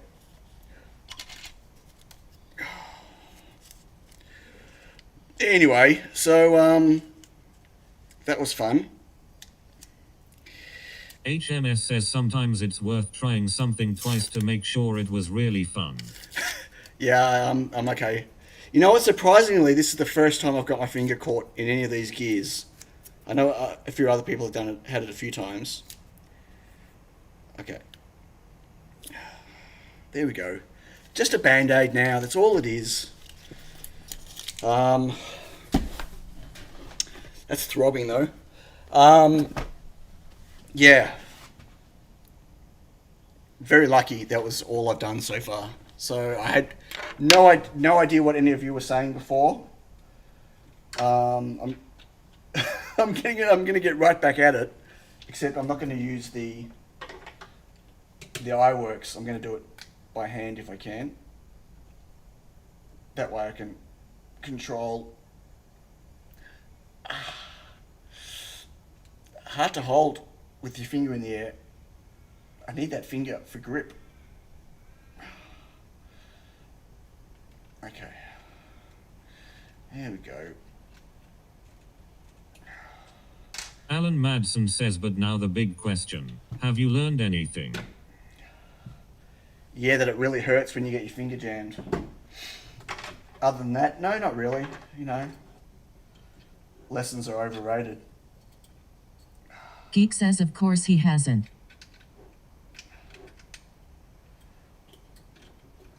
Okay, so that's going to sit in there like Rick that. the Almighty says, are we there yet? Are we there yet? Oh, we're never here. Never, never. Okay, so that's going to go on there. This honestly doesn't tickle this thing. So why is that not going? Ajardvark says the tip is throbbing. Is this channel now NSFW? So why is that not going all the way on?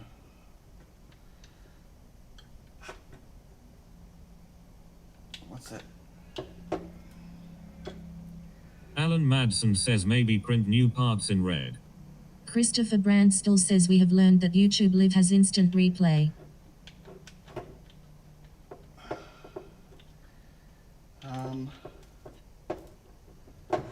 It's supposed to sit flush. You see that? Doesn't sit flush.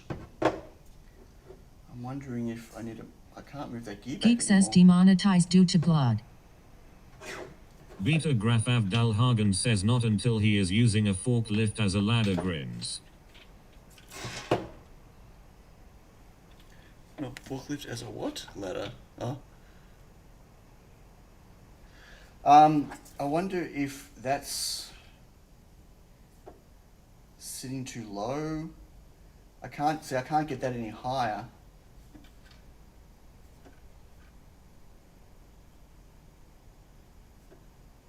Do I have a smaller one?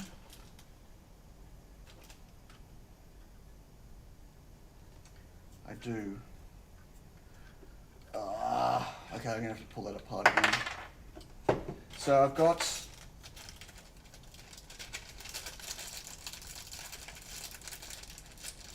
a shorter length one. I have a feeling that's just sitting too far through and it's in the way. Oh, far out.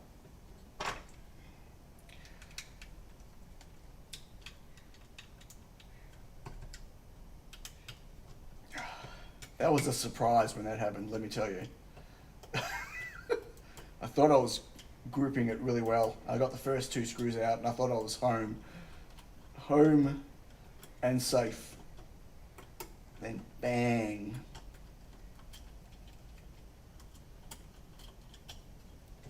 Come on.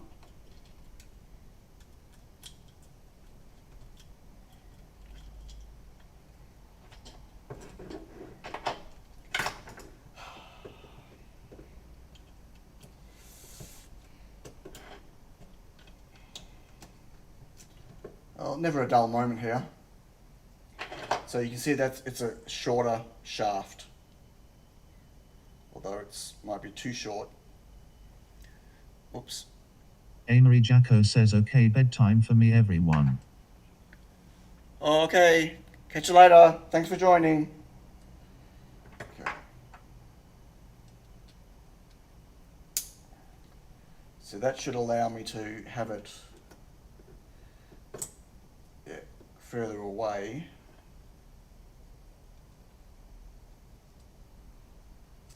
Right, you see that rubbing here? Oh no, maybe not. Die, ignore me. Alan Madsen says remember the thumbs up. Remember the fingers up. Yeah. Okay, let's try that again.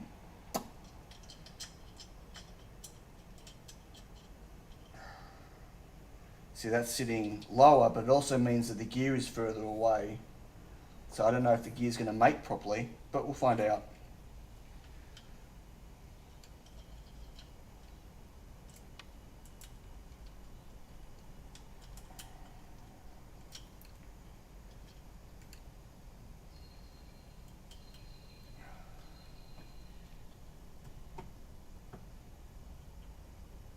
HMS says remember to remove the skin first. Okay. Now,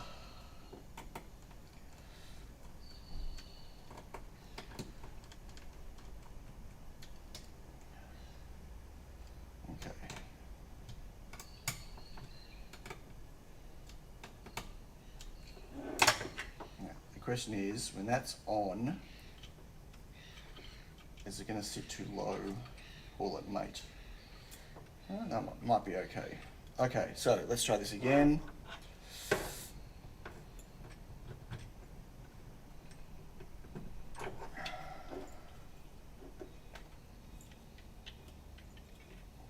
Still, so it wasn't that. So for some reason, this just doesn't sit. See, this one sits, see it's flush. Those two pieces. Well, this is not.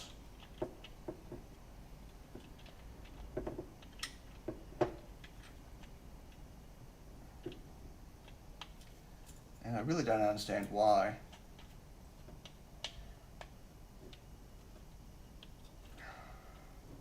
At this point in time though, I think I'm just going to assemble it.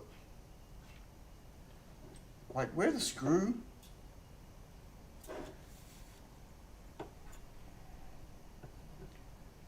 How does this even assemble? One there. One there.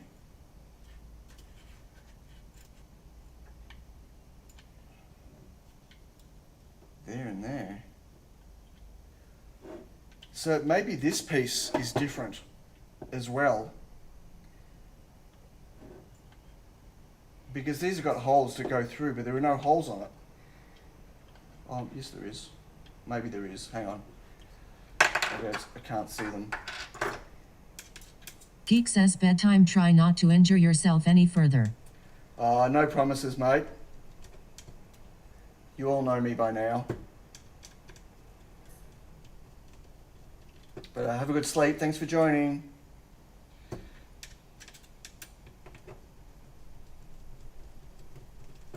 Okay, there is a screw nut there. There's one here. I don't know if I can face pulling that other one apart now. I might assemble it with the two different steppers. See that? See that? It won't sit flush. Look at that. I don't know what that's going to mean, but let's see if we can get this together.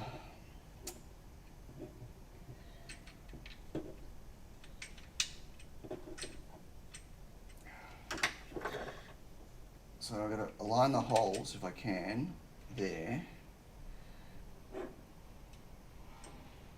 It looks like it's going to rub.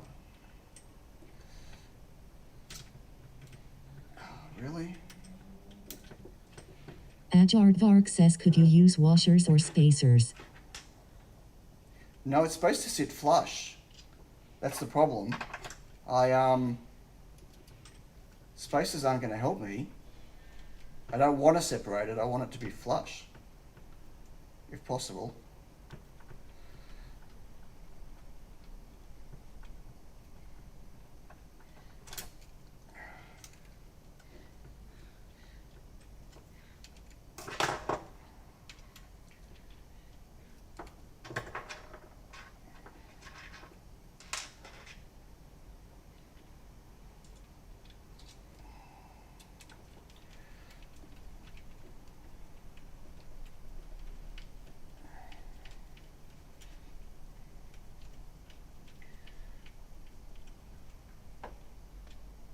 Ow.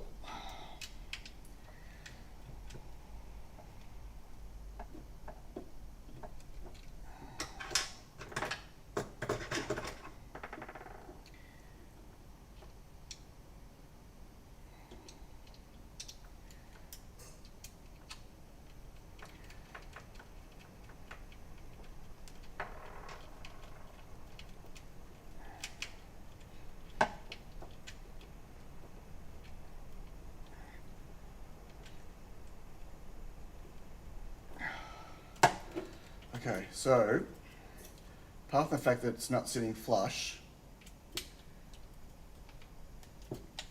not really turning. So yeah, see that I can see that the pulleys are not in the right spot. They're not engaged properly. They're not in the right spot. So I'm going to have to pull this out again and put the other pulley back on. This is what I had to do yesterday on the other one. So many times to get it to work.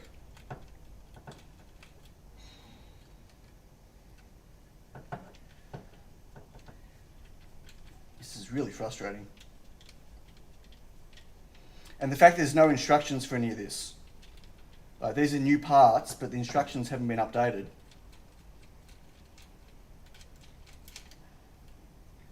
So it's kind of guesswork on how it all goes together.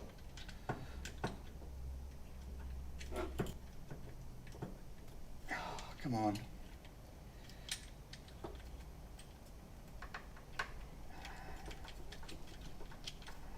Unfortunately, that screwdriver, I can't get into this gap here.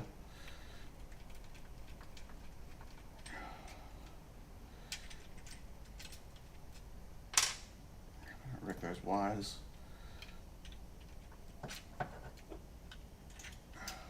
Come on. Come on. You're not going to get out, are you? Nope.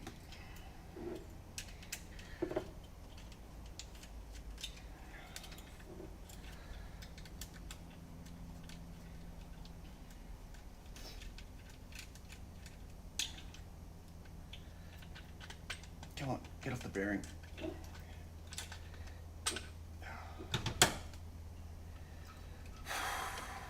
Are we there yet? How many people are still watching? Anyone? Oh, still a few people watching.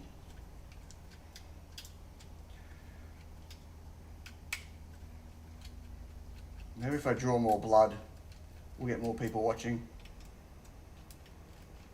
Alan Madsen says 30. Yeah, 30's not bad.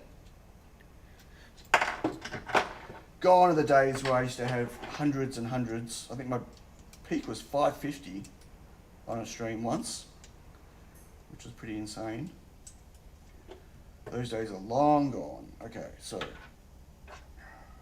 back to here.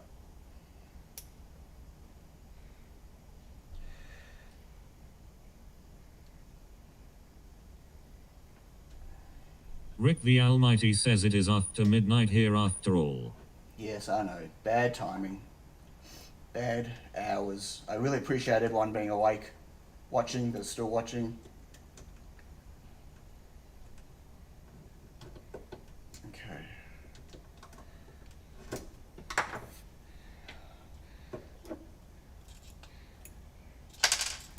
No. Bloody hell.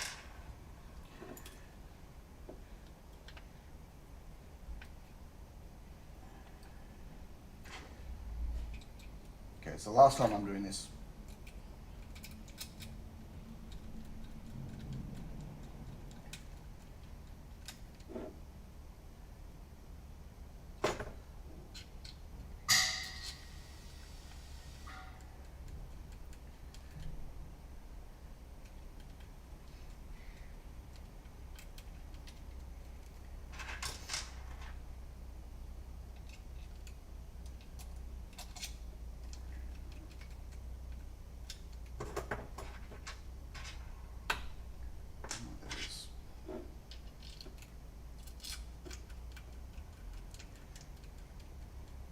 Okay, so that and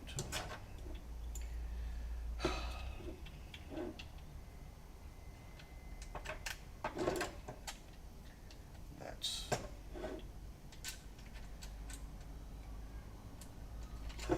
I'm only screwing the side bits in to hold it still so it doesn't swivel while I'm trying to assemble the rest of the bit. That's the only reason I'm actually doing these bits here now. I learned that yesterday. So, here we go again. Okay,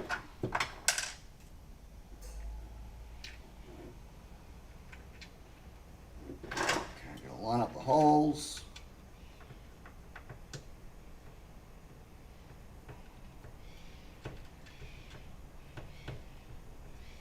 That's one.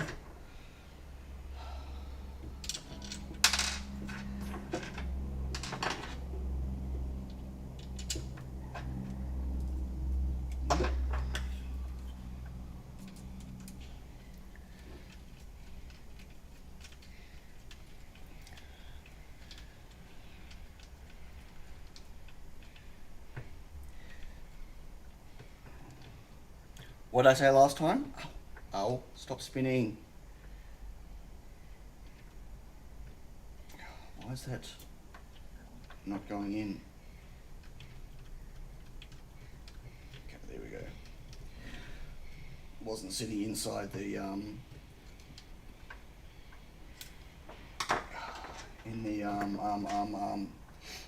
think I can think of the word. Bearing. Wasn't sitting in the bearing properly.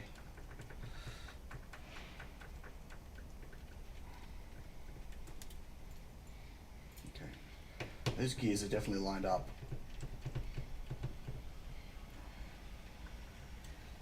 And that is spinning better for sure. Now I'm just missing a screw.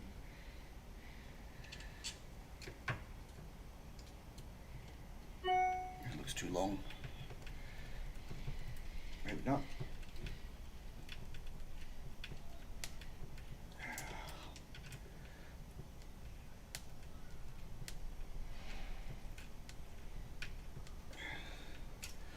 Okay, so does that spin? It does. Yay!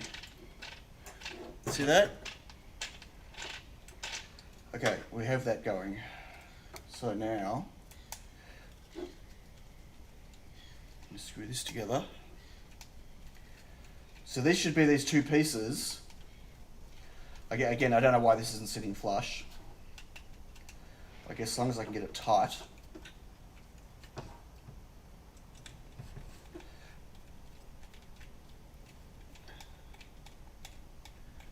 Hey Ray, how you doing? Sorry, I can't really see chat at the moment. Apologise. Kind of preoccupied. Okay, so after all of that, are we agreed that I'm a klutz? Other than that, are we agreed that I'm not going to replace the other stepper? Yeah? So who the hell could be bothered? After all of that, I'm not pulling it apart to replace the other stepper. No. Okay, so now I know I'm missing some screws. Wow, magnetic screwdriver. They're all sticking to it. Wait, I've now got only 3. Why have I only got 3?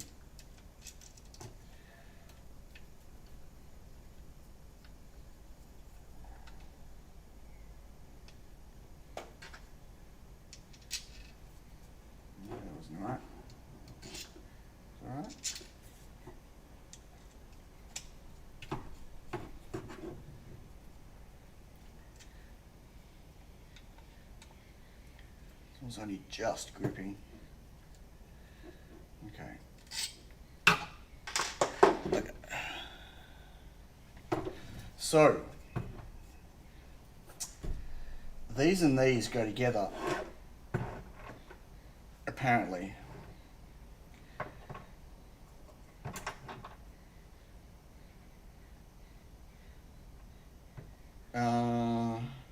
Alan Madsen says, could you possibly try putting your finger in when the stepper runs with the gear? Sure. Power goes to here. They go into those. Oh, I don't remember which one's which. Shit. I don't remember which one of these is which. That's going to be a pain.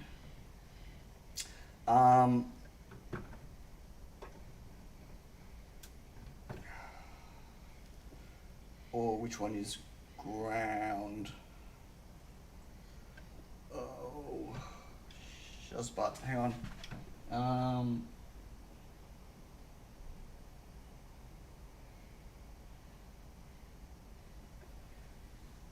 Black is on that side. Okay, I need to get these on.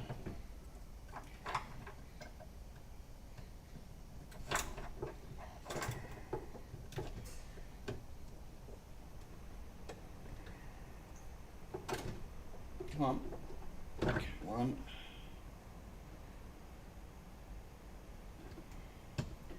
2. Might have mangled their position. Power comes into this. This is the one that's terminated. Where's the power going from that one to that one?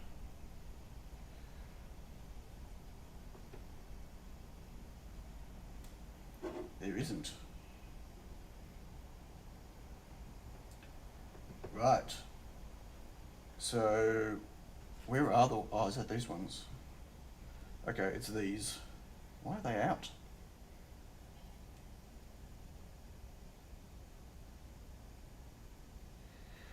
I think it's these ones. I hope it's these ones.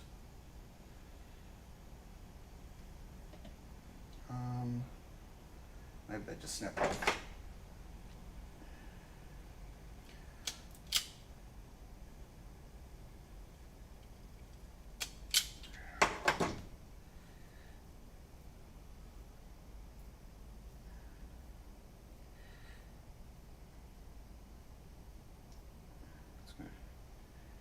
Trim them.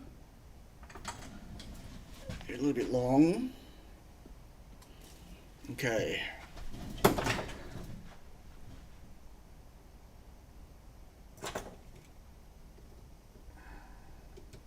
I remember the one and only time I had this connected together, and it was an absolute pain to get together.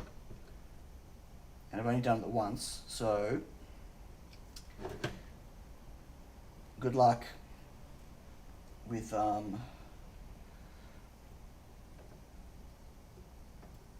on.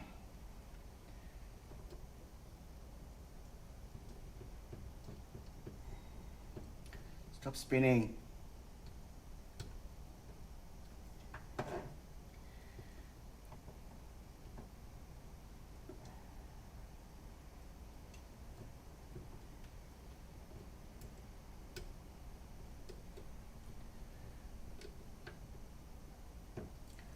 So they sit opposite each other. That's why they probably should have been turned around. These are the wires. But anyway. Yeah, these are ripped out as well.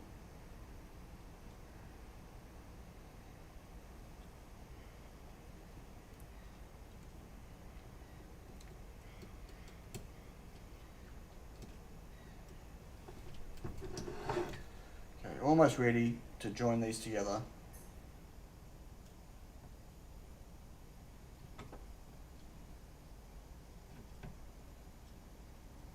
Get them both at the same time. Maybe.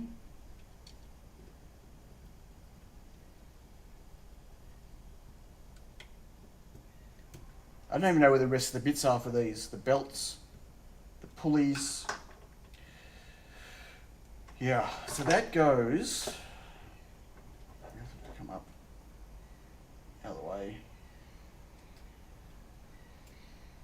So these sit opposite each other, like this, which I could never understand why they were designed this way, but they sit like this.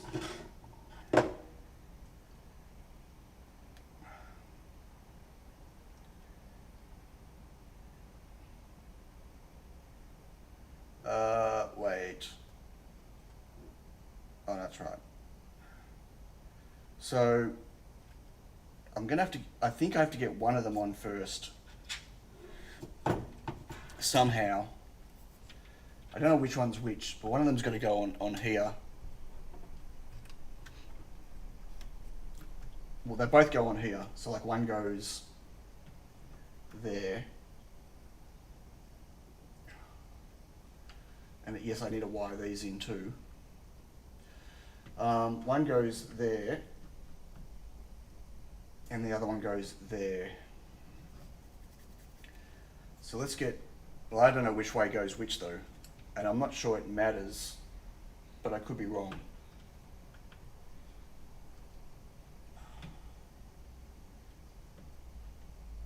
Like I could be totally wrong that it doesn't matter.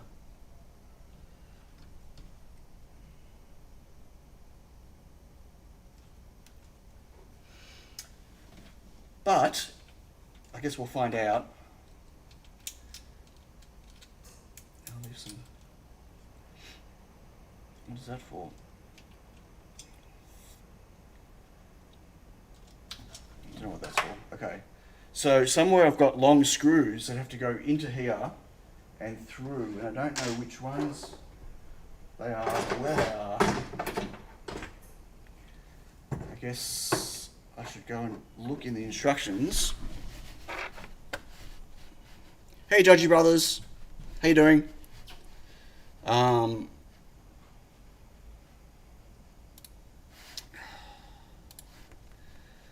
So,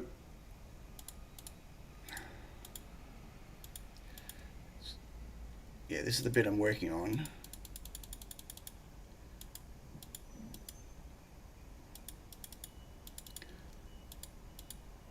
Done all that, done all that. Did that just. Okay, here. M320. So the 10s, the 4 10s, there should be 2 20s. Where's that nut go?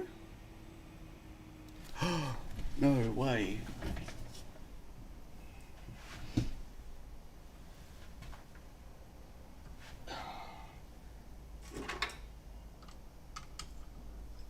How am I supposed to get a nut in there while it's on? Oh, that's not going to happen. Oh wait, there is a nut in that one. Well, I've got a nut in one of them already. There might have been one on the other side and it fell off. Oh, I don't want to have to get this off again. Oh, you can't see what I'm doing. Ah, sorry. So there's a nut inside this bit, and I need one inside there, and I don't think I can get this in. I might have to unscrew this. Maybe. Okay. Where'd that go? Let's try that again.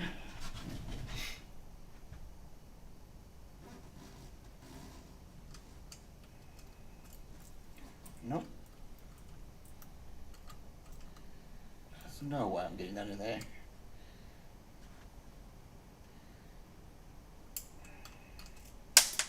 No. Okay. Oh my gosh. Don't drop my nuts. I'm gonna have to take this off again. Can't tell you how many times.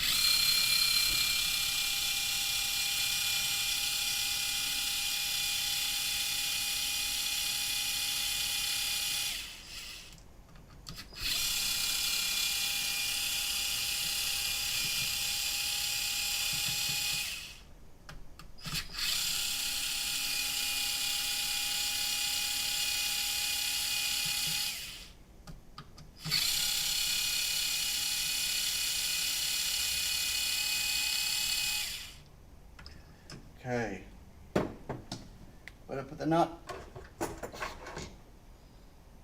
Really? There it is. All this just to get a nut in here that's likely going to just fall out again. Come on. It's going to fall out before I get to screw this back together. You watch. I'm just going to start it. So I need to hold it still.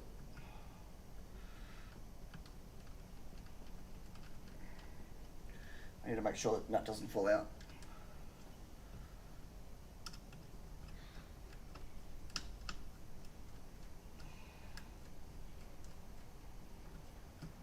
Hello. Okay, good. So there's a nut there now, and there's a nut there. Whew. Okay.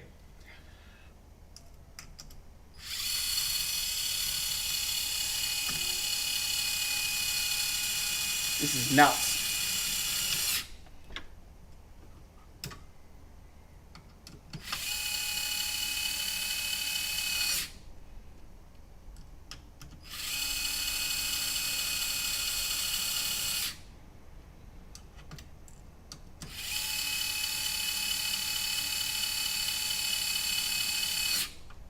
Okay, 2 more.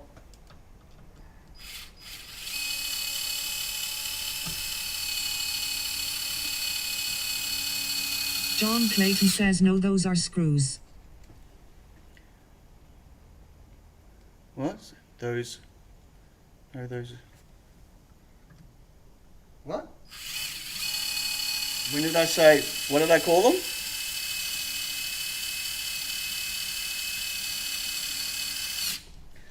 Am I getting any production work done? I don't have a lot of production work to do at the moment, to be honest. I've got some new products coming, which, oh my god, I'm so excited to share. But not yet. I've got PCBs coming tomorrow for a prototype of my next ESP32 S3 product, which, like, board. Yeah? Which is super exciting. Super duper duper exciting. And then I've also got another product which I got all of my things for the other week. I'm just waiting on finishing John Clayton says you said this is nuts. Oh, right. I've just waiting to finish up some firmware for the demo of it. And then, where's the 20s? Do I not have any more 20s? Oh no, I need M3 20s. What is that? No, it's 16. Is that a 20? Okay, I've got 2. I need 4 of them. Anyway, I've got some very exciting things happening. But right this second, I don't have any production work to do. Well, nothing urgent anyway. Okay, so these go in here. They're really tricky to get in because they rub on the gear here.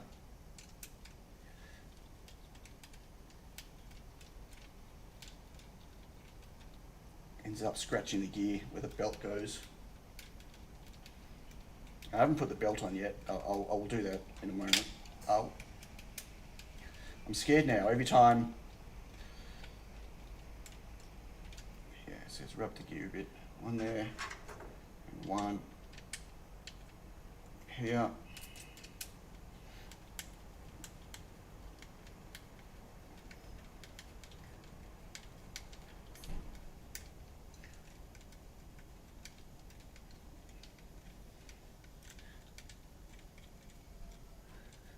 There's the new Arduino JSON version.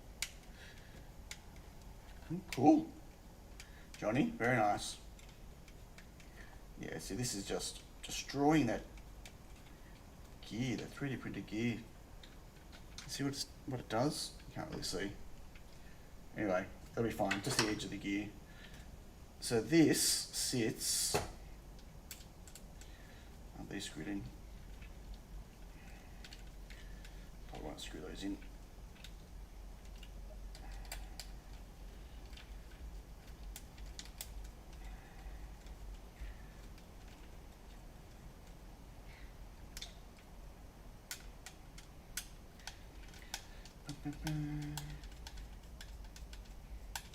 I really hope this comes together because it's a mismatch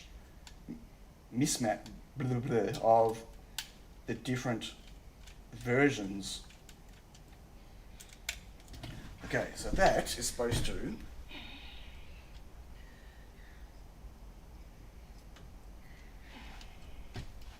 go, that goes into this one, and this goes into this one, and can't hold it with that finger. Can't see what I'm doing as I'm screwing it.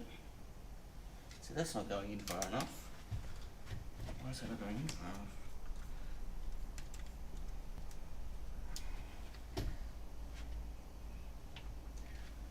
Do I need a drill?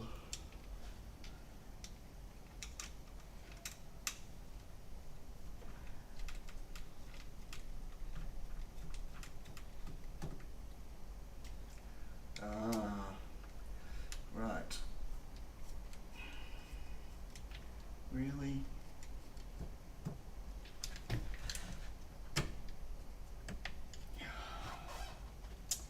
There's a pain.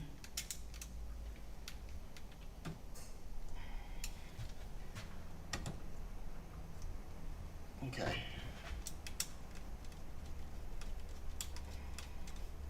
Almost there.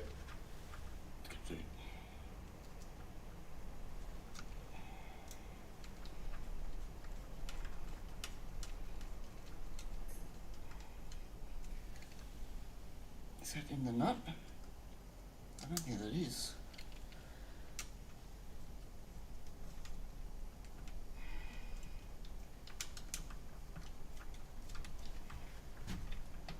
It's not the most intuitive assembly, really.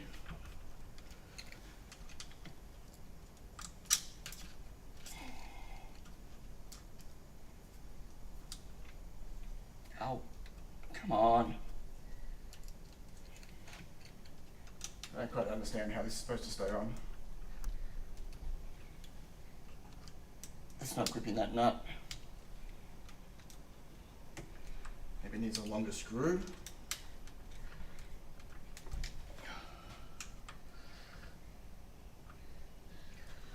I mean, maybe that's on. Maybe.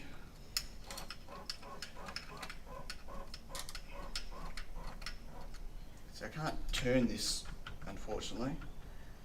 Can't get into the stepper, but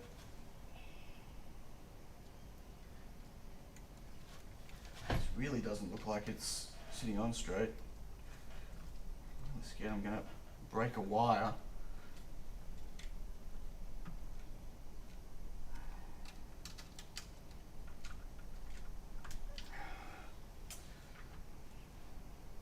I don't think it's going to come off, but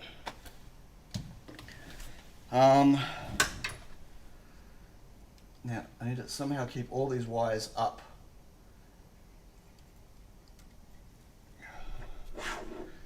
And I still need 2 more 20s, which I don't know where they are. As in, I don't know if I have any more. How long is that? It's a 25. I've got some 25s. Might have some 20s. Oh, that's 120. I've got a 20 here. I need one more 20.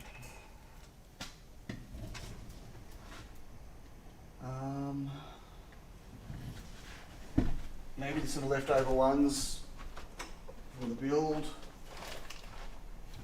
50. Maybe I can find a 20 from here. Is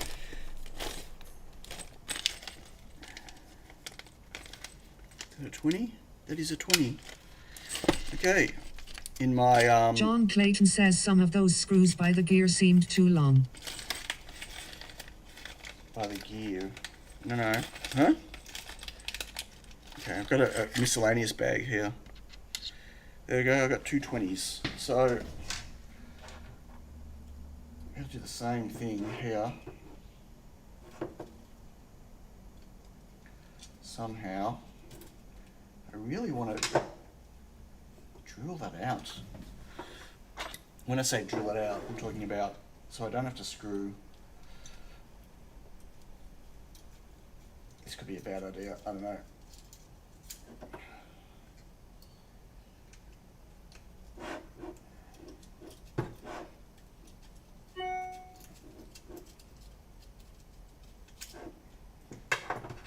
Okay.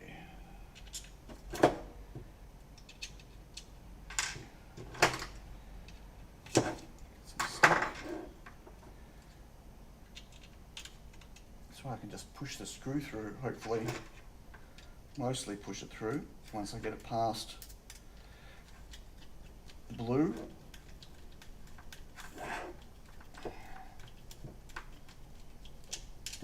Alright, see, that's nice and loose. Now, should be much easier to assemble.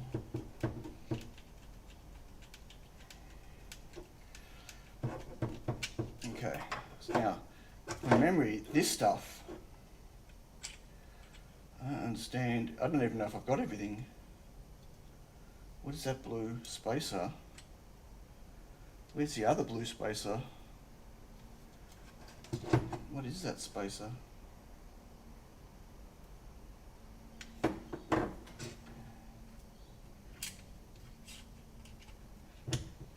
I print that for some reason?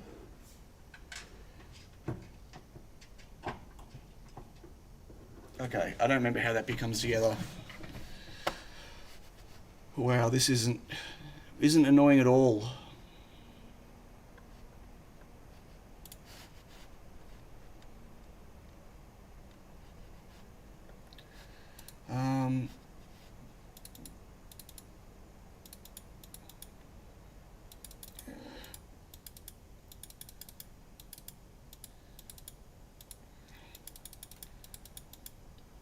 Okay, so they go in there. Oh right, they stick out. Ah, I remember what that was for, because I had a gap. And they go in there.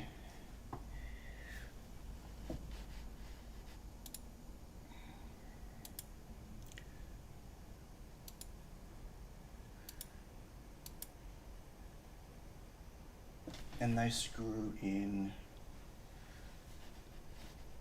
So what is that? Why is that showing? What's on the other side of that? I don't have. See, there's holes here on that side.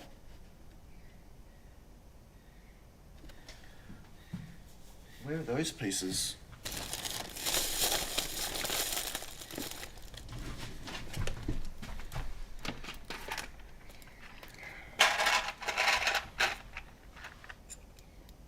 Ah, that'd be these. That would be these pieces. Okay. That'd be these. That one. There's that front plate. Where's the other black one?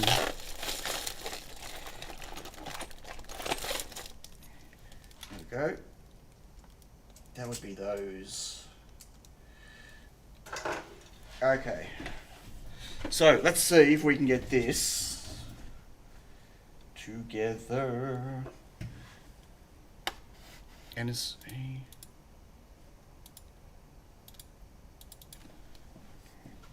see, that goes in there. See, that's the differential. Okay, so I'm not sure how I'm going to do this.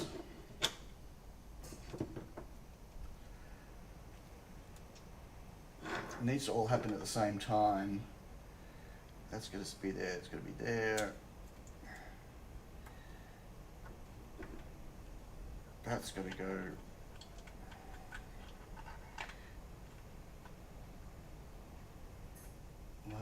fitting through.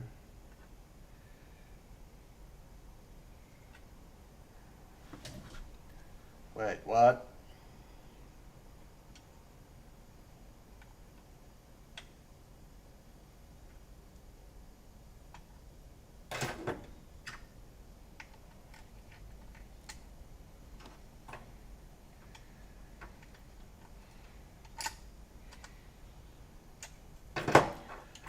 I don't know where the other one of those is. I'm confused still. Because I don't think they... Oh, will they meet up, mate? Will they meet up? Maybe they will. Right, okay, so... I just got to hope that that'll stay in place.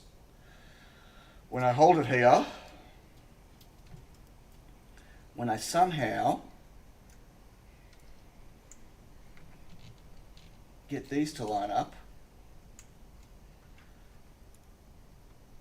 that's got to be there. How's that going to be there?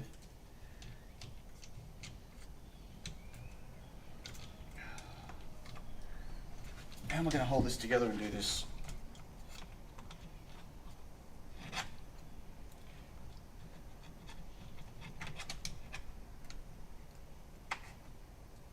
Okay, maybe I can get that in after. Let's see if I can get that in after. I'll let that hang. So I know you can't see what I'm doing. I'm going to have to go around to the other side, but I believe that they all need to go.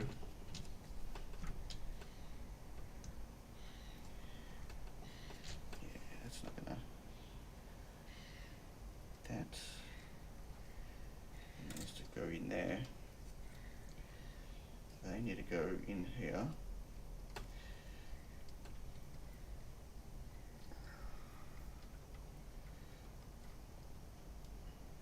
I'm surprised I haven't just given up yet, I have to be honest. John Clayton says zip tie one hole to hold it.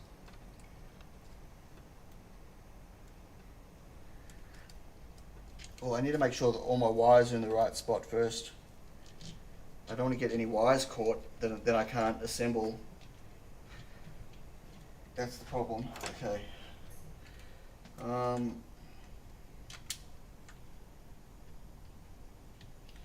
This doesn't feel like it's going to line up, but maybe.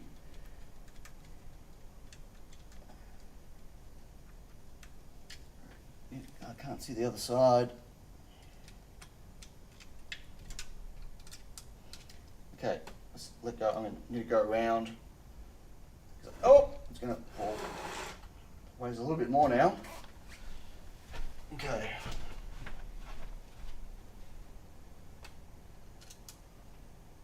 Yeah, that's not lining up. Why is that not lining up?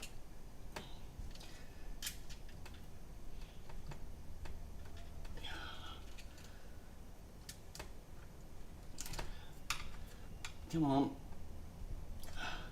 I need a third hand.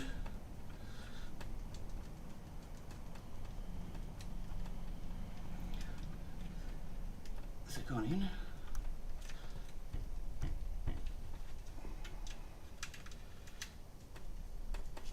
Is it stuck on something or what?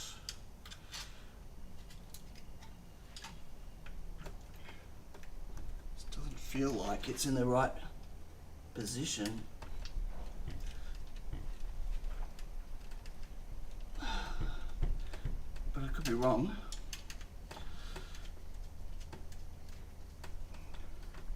I'm often wrong.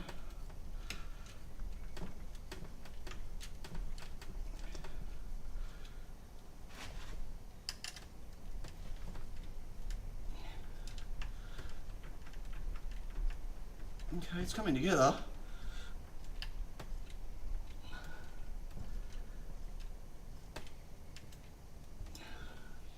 I just can't see. I need to get underneath it.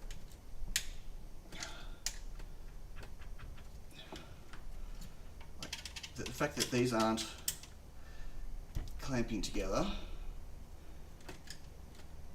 is a bit of a worry, but a bit of a slop there. That was that slop I mentioned before. but that is potentially on.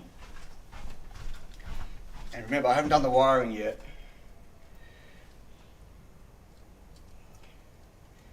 But that should be doable. And then this should, I don't know which way is up, but I think it's this way. That would go in there, and that's the problem I had last time. These, see, they don't come together enough. See this amount of play here? Now, I don't think that's right. And I made these spaces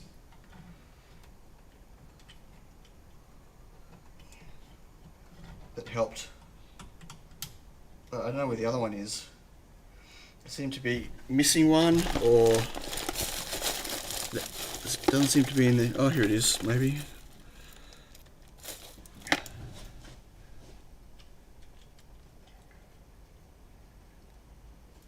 See, with these spaces, it's got less play, maybe.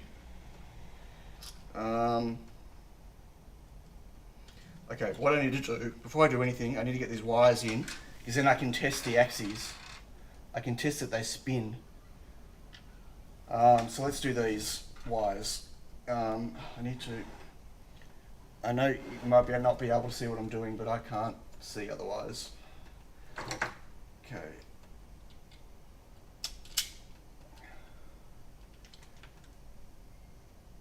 So these are the ones I cut last week. Get off. Get out.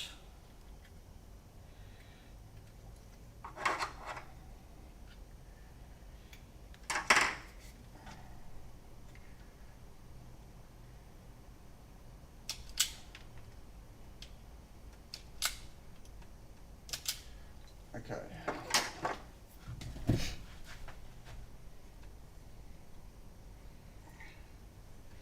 I need to get that and that. I really should redo those and join them together.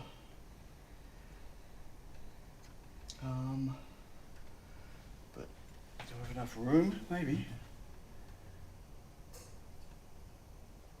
Okay, I'm going to cut these. Where's my little snippers?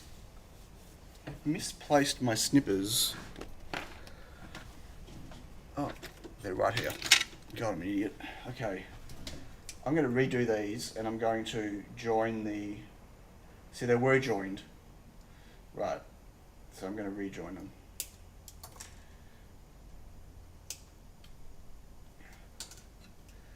These had two wires into one ferrule before.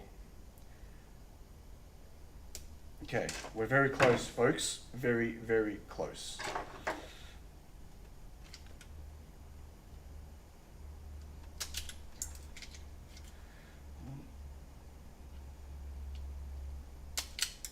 Two. Ow. So once I wire these in, although the homing won't work, I should be able to get the steppers turning. Nope. Okay. Oh, that was a mess. Fingers still throbbing, in case anyone cared. Not cared, sorry, wrong word. In case anyone was interested, I meant. I apologise, that came across rude.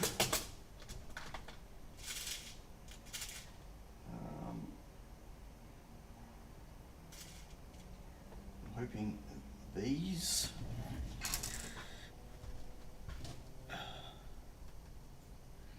That gap does, yeah, the gap doesn't look right at all. But I don't know what I can't really do much about it. So at the moment, I just want to get it together. I mean, at this point in time, if that's just another thing to have to be solved and reprinted and whatever, I'm not going to do it. Like, I need light at the end of this tunnel.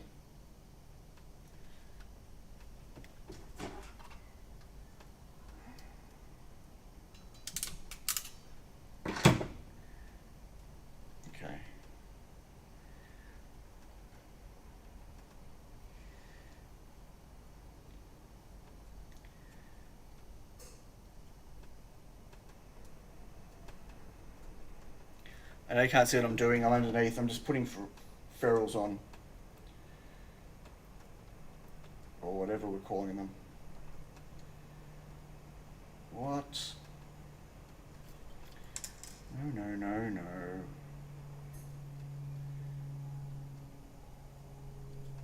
Come on, twist. John Clayton says turn big blue belt driven gears to see if they are binding or not. Sorry? Belt driven gears to see if they're binding. What are we talking about? We're not... Nothing's... Oh. No, they're not going to be binding. They're going to be fine. Well, I can't turn them, that's the point. Or then I can turn them just like this. You mean like this? That's turning, and I'm assuming the other one's turning. If that's what you meant, sorry, John. Yeah. I mean, are they smooth? Not really. But, you know, we'll get there. Okay. That was power. Now I just need to do the CAN bus lines, and we're done.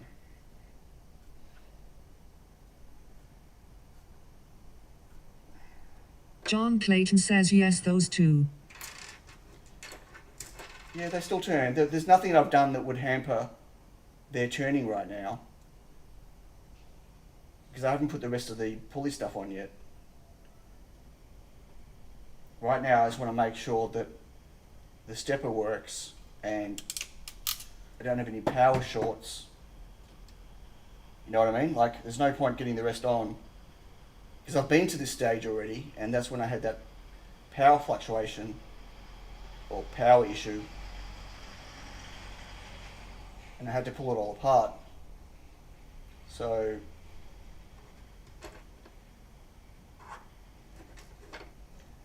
I want to make sure that I'm not back at that first.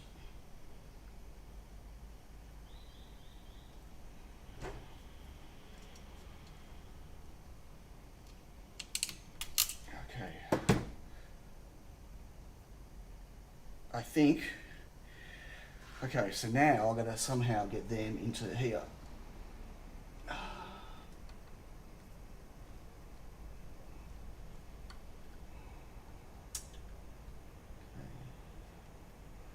So, of course, that's upside down. Screwdriver, okay.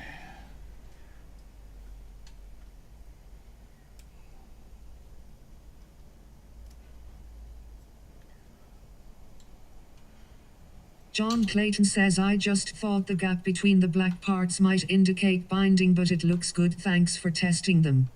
No problem. Actually, probably want the red one. No, I have to do green first. So I can't reach the others yet.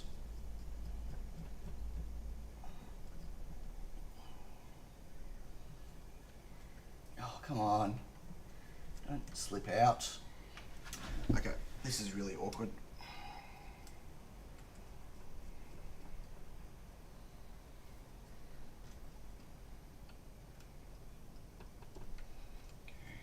Yellow. That's my CAN bus. Keep knocking that finger out.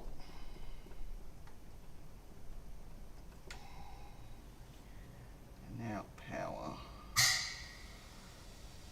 Get that out.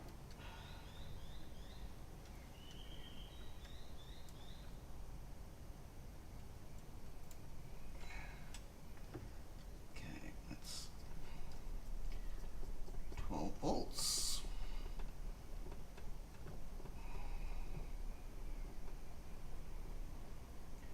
Why is that just spinning aimlessly? Don't tell me that connection is not working. That'd be bad.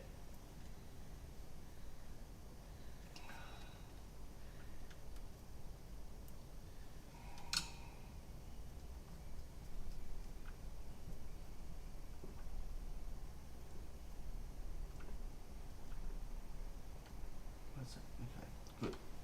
tighten, and one more. It's somehow I have to flip around. Get in, come on. Okay, and ground.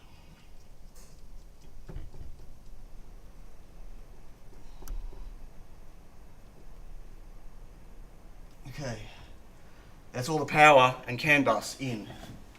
So, that means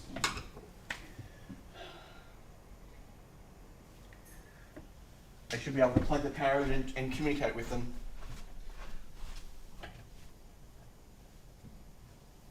Okay, I'm going to plug the power in. Okay. Now, it could magic smoke when I turn it on, and it might not. Power switch is down here. Magic smoke time.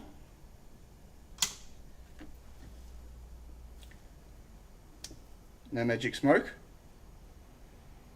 Power's not turning off. I've got hold on. Okay, so, wowza. Is that even, that's not even in focus for you? I just realised. Okay, that's in focus now. I don't know which step of that one is, this one here, but what I'm going to do is you can't see what I'm doing right now. That's okay. I'm going to tell, so that's tell number 5 to home, to go to its limit. I don't know which one 5 is. So one of those two will turn, and it won't find its limit because I don't have any of the magnets set up for it. Here we go.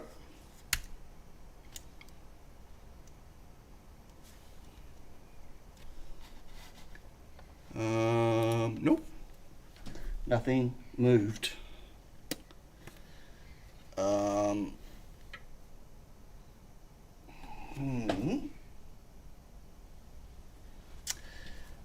Okay, what about number 6? Oh, it's struggling a bit to turn.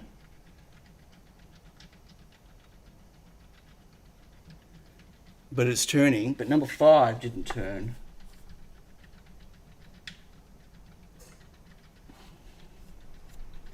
And number 5... LGRFBS says hello from Sweden. Hello. So it looks like number 5 is not connected.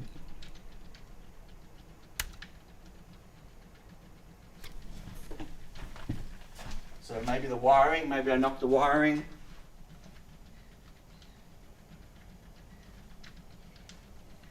Can I see if the thing is powered? Okay, I'm not seeing anything on the screen. So it looks like it's not powered. You know what that means? Everything gets pulled apart again. I didn't see anything on the screen. I must have pulled the power out. Maybe I've snapped one of the wires. Jesus Christ almighty. So, this has been my takeaway from the whole robot build, is that everything is too finicky to assemble. I mean, if you look in here, cramming these two steppers together like this, forget about the wiring. So this was designed, crammed together like this, when they were not closed loop, right? So they didn't have these things sticking on the back. They didn't have the MKS things sticking on the back. And the wires were only 4 wires each coming out from the motors. I mean, there were limits to go in there, but the limits could get wired separately, right? So there was plenty of room in here. But with the closed loop, I mean, look at it. There's just no room. And you can't get in there and fix anything wire-wise. And this has been the same thing all the way through, right? Every time I needed to check a wire on an MKS board, I had to disassemble that whole gear assembly. So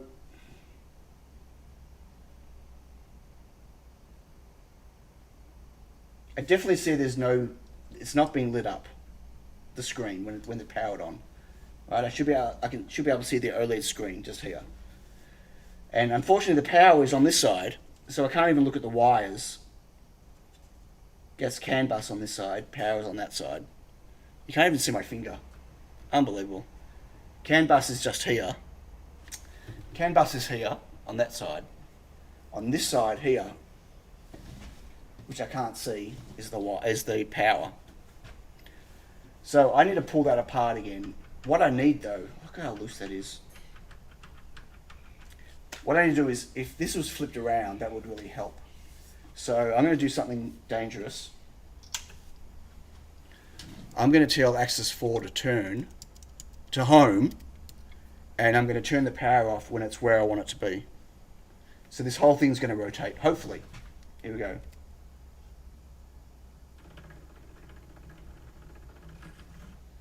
Whoa. Wait. That's not right. That shouldn't have stopped. Result failed.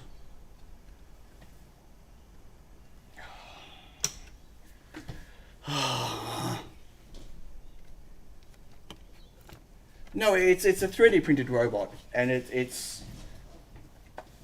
a bit too fiddly for my tastes. Like, yeah.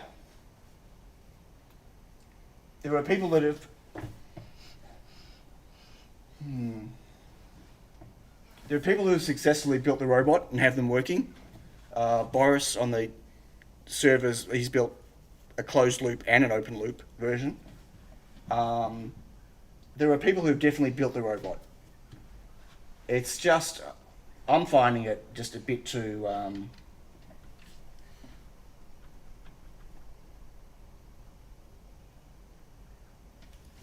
yeah.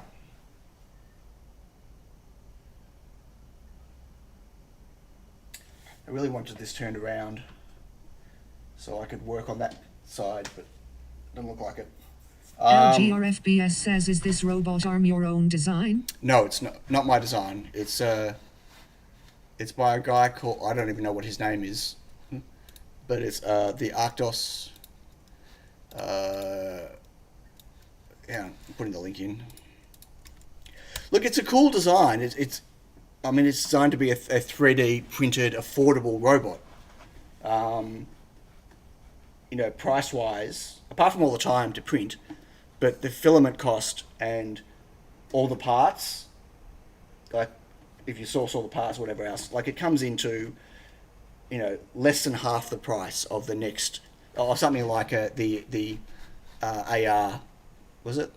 AR 4K? What's the one that Thomas just... Hang on. The AR4, which is what I almost bought at one point.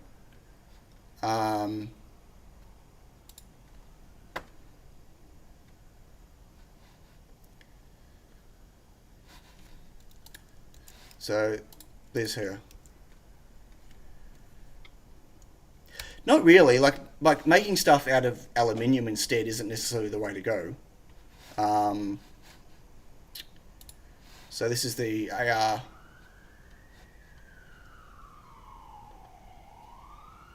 The AR4.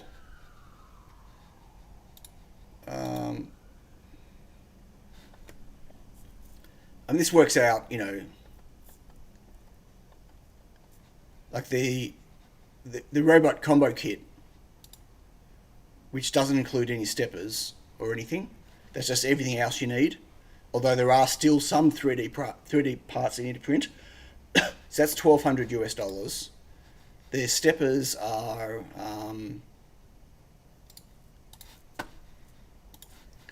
the stepper kit is $1,200. That's Aussie. 800. So that's already 2,000 US dollars. I think when I was originally looking at it, it was going to work out to about 2,700 US dollars all up, and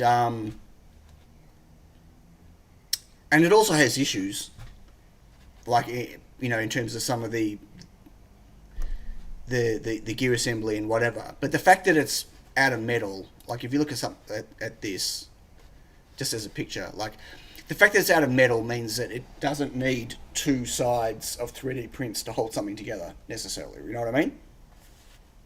But that said, you know, it's still just using standard steppers, geared steppers. So, you know, it's using steppers that have the gearing built in, right? If you see there, the gearboxes are on the end of them. Yeah, I wouldn't want to get my finger caught one of those. Where with this, all the gears are 3D printed.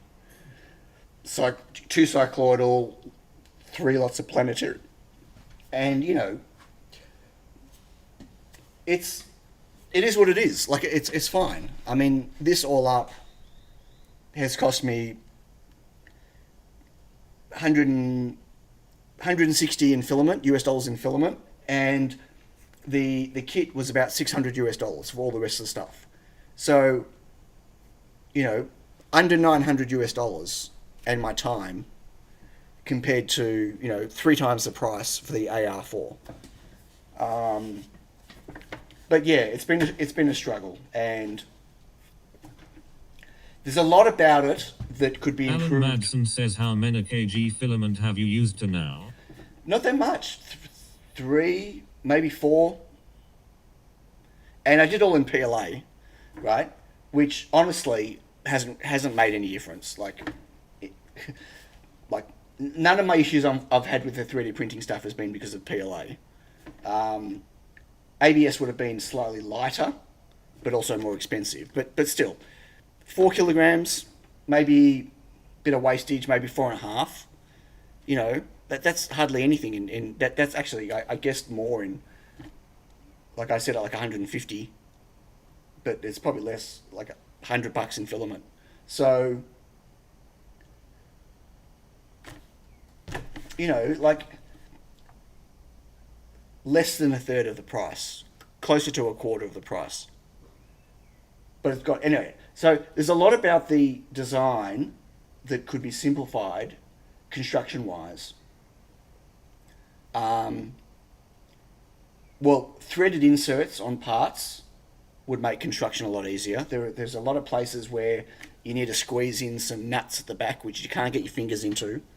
And there are a lot of places where it's relying on the 3D print for the thread to grip it. It's not pre-threaded in the print, but you screw into the 2 lots of thick plastic and that holds it together, right? There's no nut at the other end or anything else. A lot of those things, which makes it really hard to screw together, if they were insert nuts, like especially like, hang on.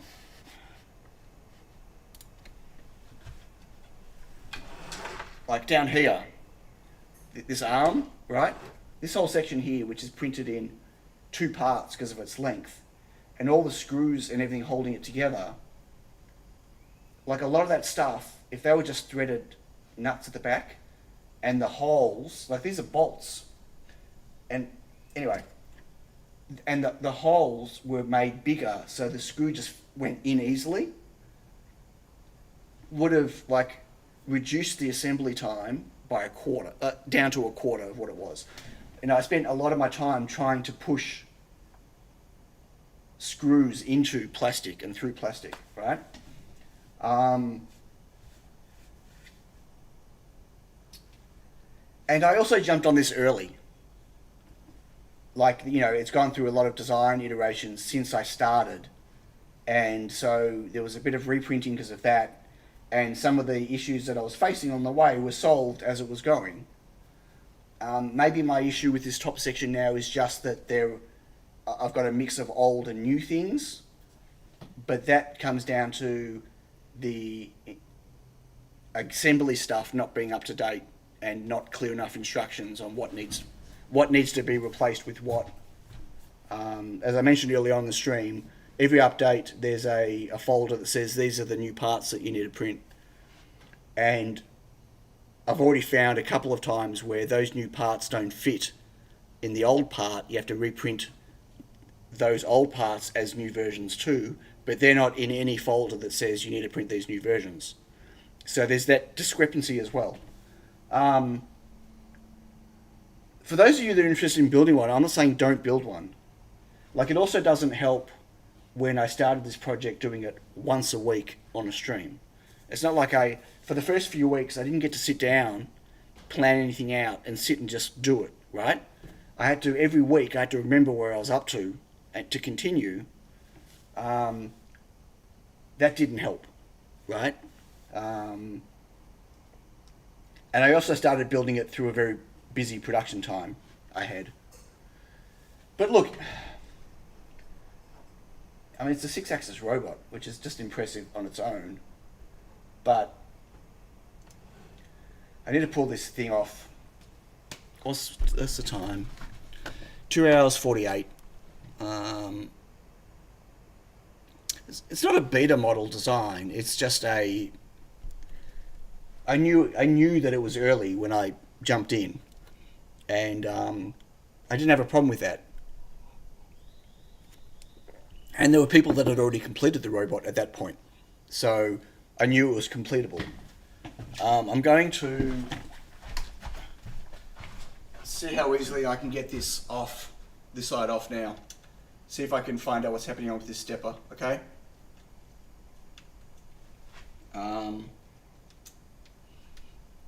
It might just be simply one wire. I need to get this off first. Actually, what I need to do though is I need to get this down to the ground. So see what I'm doing, because it's going to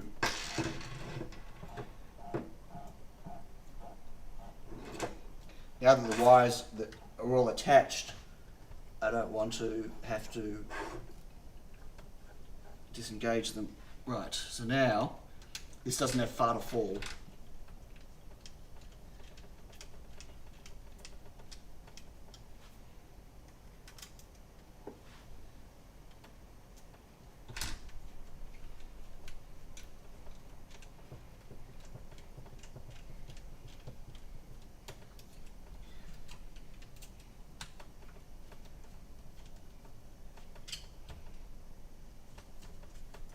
So why is that not coming off? Come on.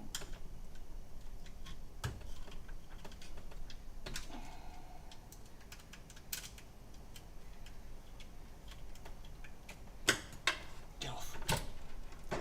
Okay, so.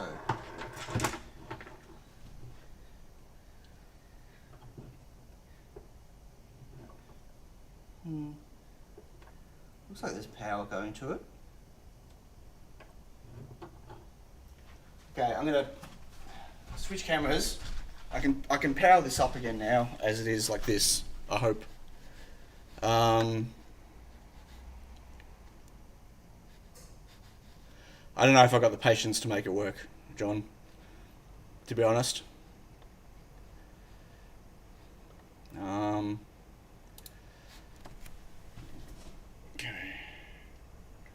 Right, let me just zoom a bit. So, hope nothing's going to go pop when I do this.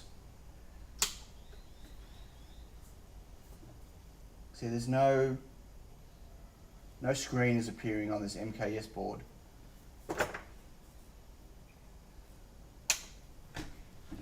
So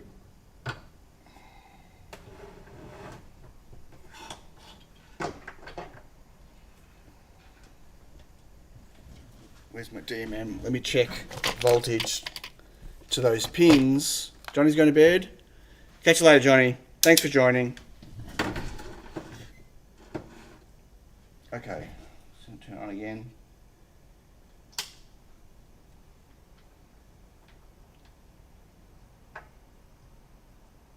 Okay, there's 12 volts going to this board, but it's not powering up. So, do you remember when I said that something went pop ages ago? Maybe this board blew. Maybe that was the problem. So this whole board, and if it is, I don't have a spare. I don't think I've got a spare. I might have a spare. I bought some of these for my Otis build. Let me go downstairs and see what I bought.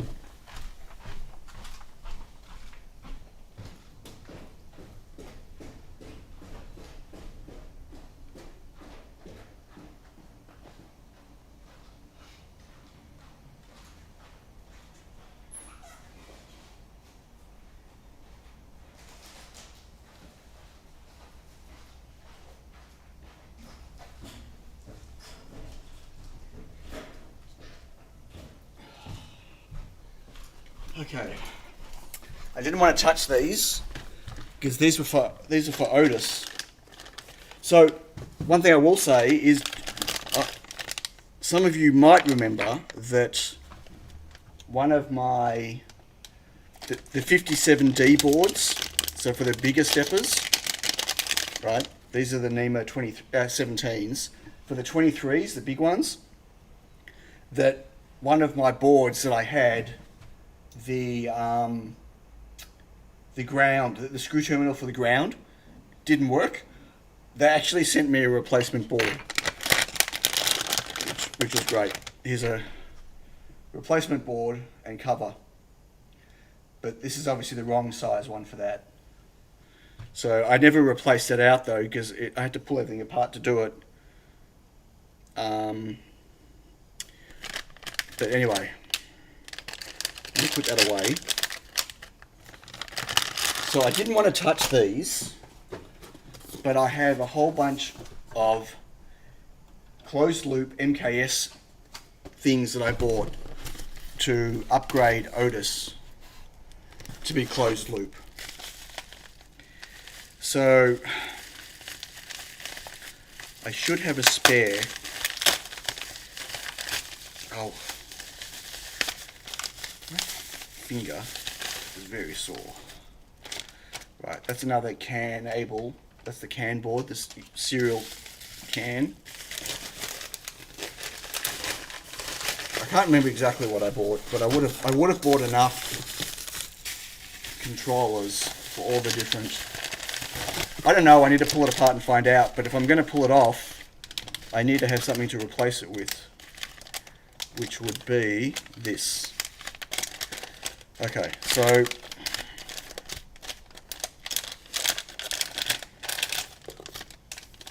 there's a new board, new controller board.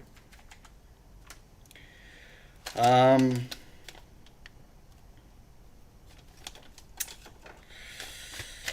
don't know what the problem is with the other one, and I'm hoping that if I did blow it, it's purely because of something that isn't a permanent problem. So I need to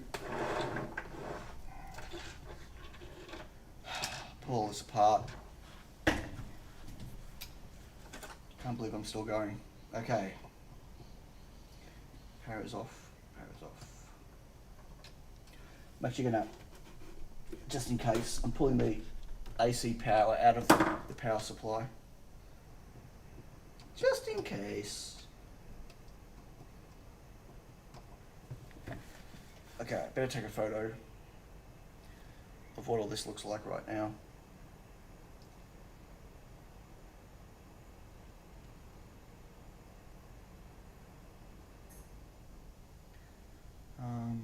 From a wiring point of view, so I can replicate it if I need to. Well, I will need to. I can't tell you how many hundreds of photos I've got on my phone. Hundreds, if not thousands, of times I've done stuff like that. I've photographed things, and I've never, ever, ever deleted them afterwards, because I never get around to it.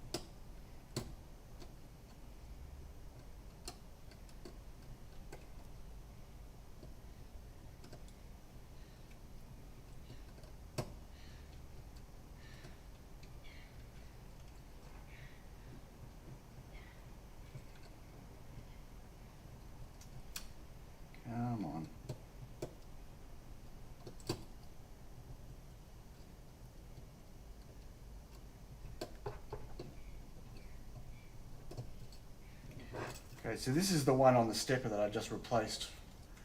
Whoa. I really don't like that.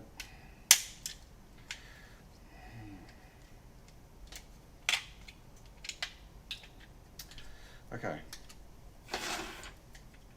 So, so this is the one I just replaced. Keep repeating myself.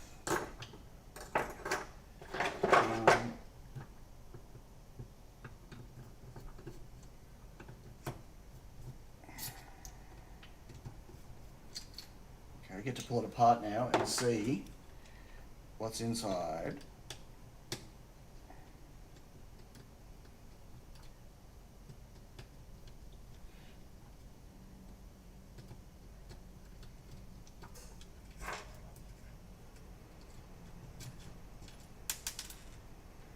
Magnets there, that's good. Screws out. Doesn't look like anything's blown. Let me get the board out if I can. I mean, admittedly the bits are on the other side.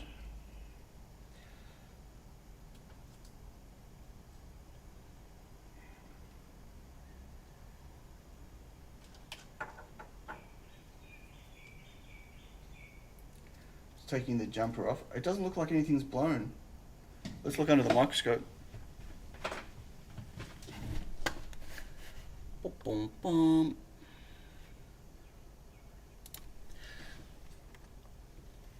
It's upside down.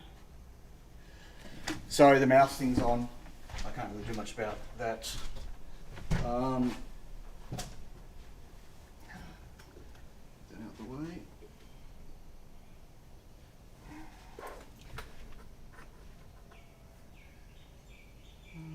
Light.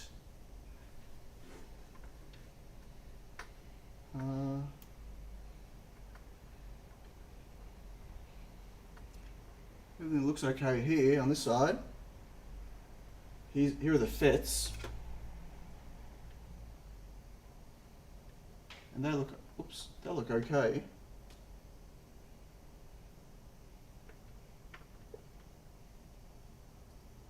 And on the other side, I don't know if that's going to be how focused that's going to be, but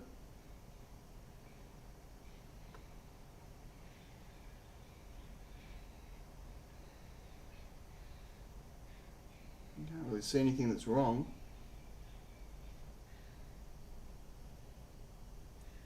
And it was definitely getting 12 volts, so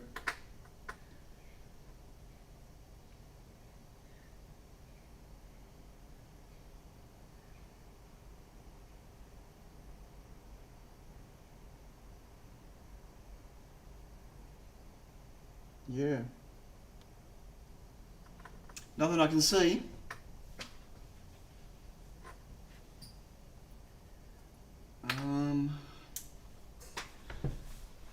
But I got the new one.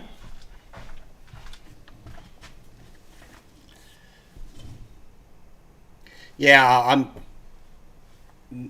honestly not really interested in debunking what's wrong with it right now. Like it's not working. So okay, here's a new one.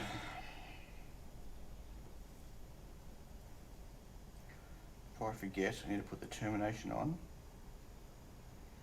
Wait. When I did that code before,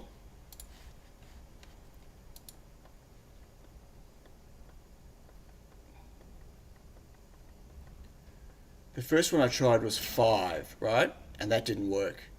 And then I tried 6 and that did work. But the termination was on 5. So I must have the termination of these wrong. That wouldn't have changed. Alan Madsen says microscope is on. Dutch Taurus says still on scope cam. Yep, sorry. Thank you. Thanks. I'm moving the termination jumper because it looks like this is number 6. Okay, so can version. I'm just curious to know what the version numbers are. 1.0. Yeah, 1.0. That's same version. Okay.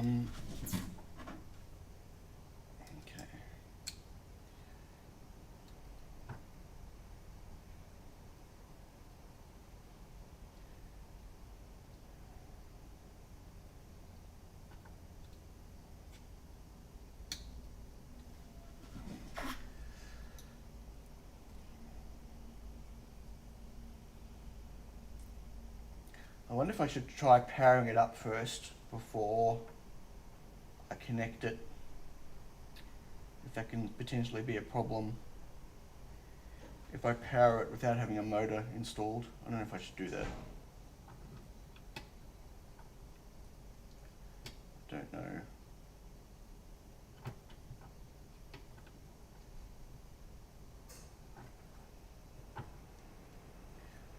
Yeah, I'm not going to put those spacers back in because they didn't do anything.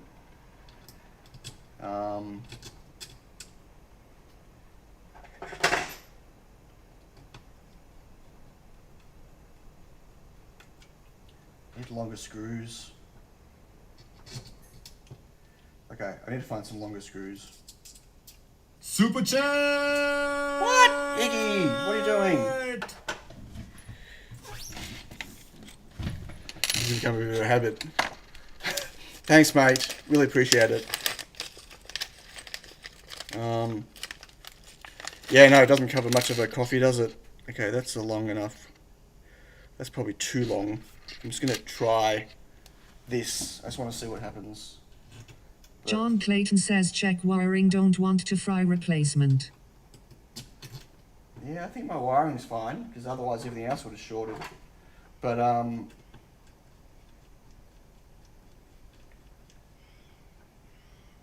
right, so that... They're too long. But I don't think they make screws in between. So what is that one? Yeah, it's a 30. And I've got plenty of 30s. So I need, well, I could use washers on those. But I need more 30s then. Well, I think I've got more 30s. I'll have to go look for them.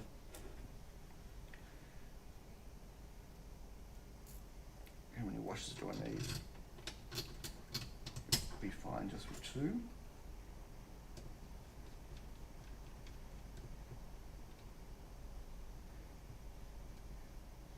Yeah, okay. So what I'm going to do, I'm going to wire in the stepper.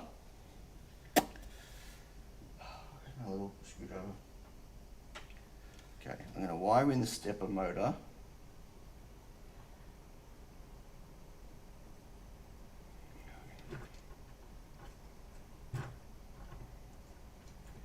Who would have thought little wires was a good idea? I mean, I got small hands. I couldn't imagine how hard it would be for people with big hands doing little shit like this. Alan Madsen says 0 Australian dollars and 17 cents for a cup of coffee. 0? What?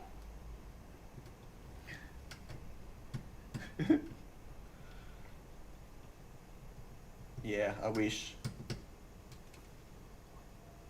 Okay, so that's not going. Alan Madsen says just make it yourself. Just make what? The coffee? Yeah. Nothing better than proper cafe coffee. Okay.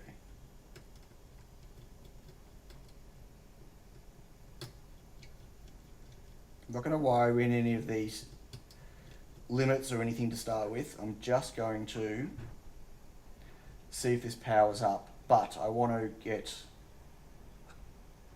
I don't know if it does anything with the motor wires, like if it does any current sense on them or anything, and I don't want it to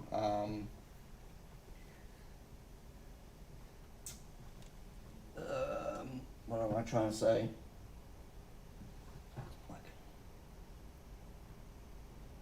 I don't want it to panic or the firmware to have a problem if it can't find a stepper there.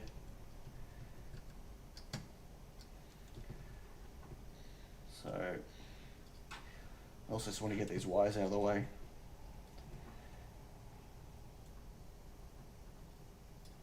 Okay.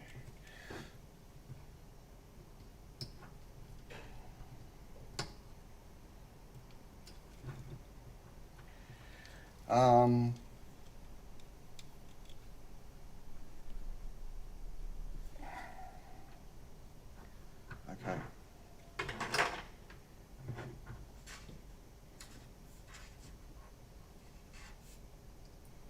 Power.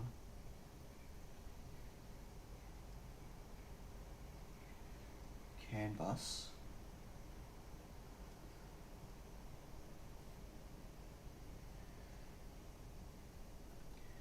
Okay, I'm gonna need CAN. I'm gonna need power, and which way is which? I can't remember. Keep smacking my head on the thing.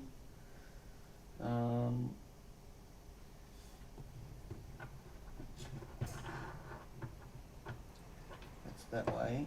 CAN is there. Okay.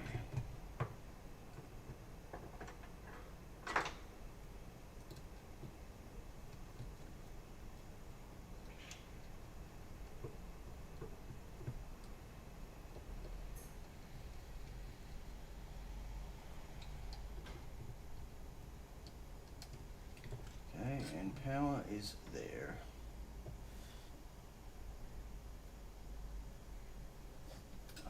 Keep smacking my head on the wires for my camera.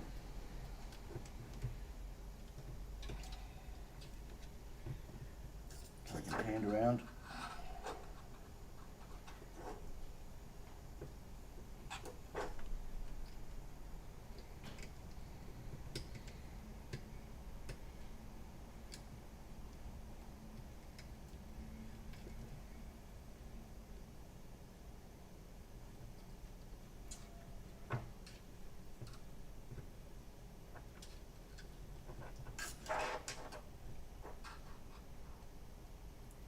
Is everyone looking at my balding head?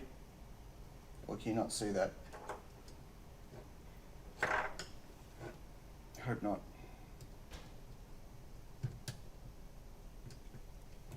Okay. So, nope, that did not go in.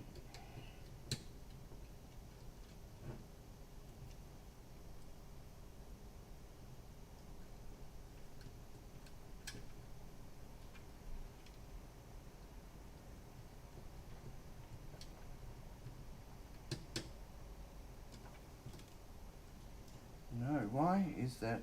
Is this another busted freaking...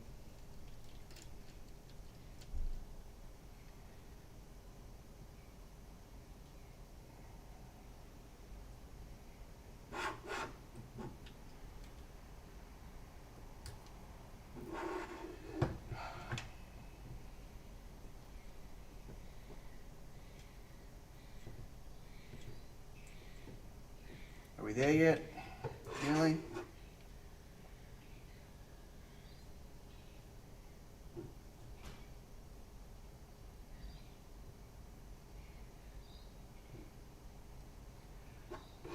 Why won't you go in?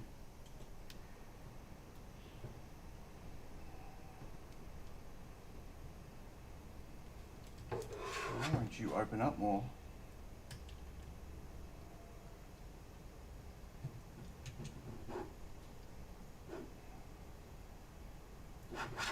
There's more.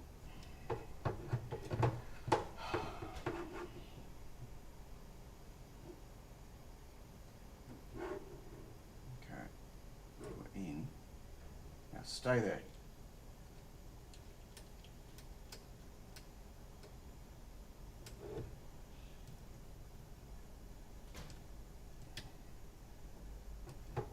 Bloody hell.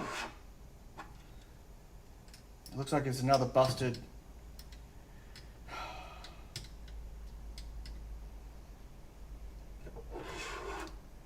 Great. another bad ground one. One more time.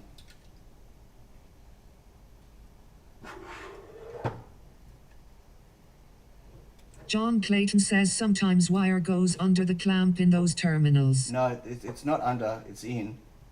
It's just... They're so little fiddly. Okay, that's in. Okay. Super chat.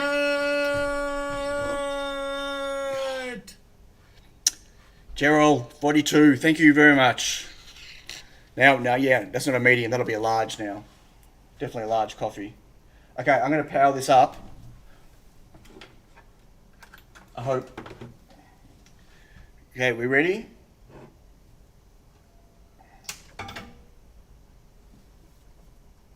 Okay, no power getting to that.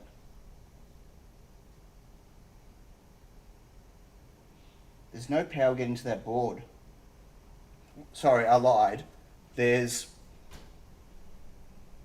there could be power getting to it. Oh, what is going on?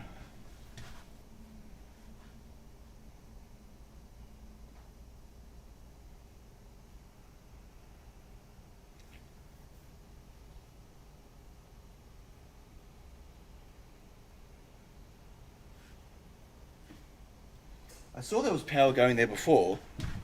We checked. I'm scared if I leave it on and something goes bang, I've lost another one. I'll turn it on.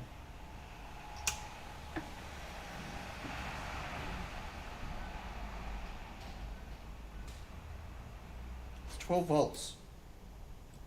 It's not lighting up.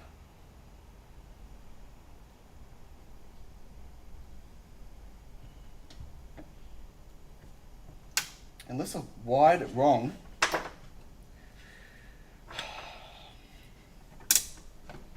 Okay, let me go check the wiring, documentation. That's the one to replace stepper motor, but it doesn't matter. Like, it's just sending power to the board. The board should power up.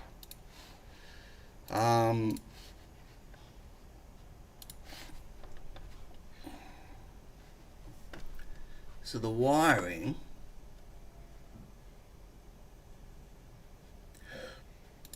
It's really not a big image, but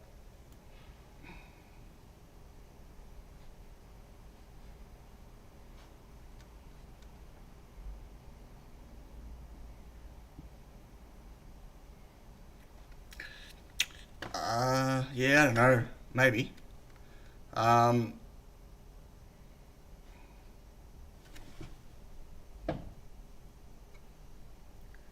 Wait, what?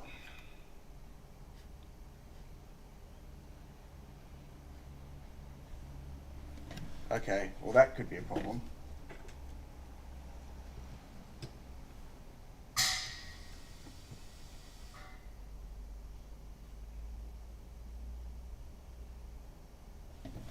Hang on.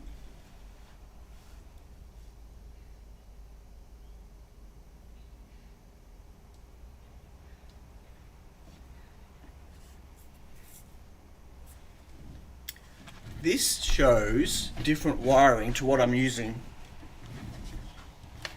So this here is showing new tab.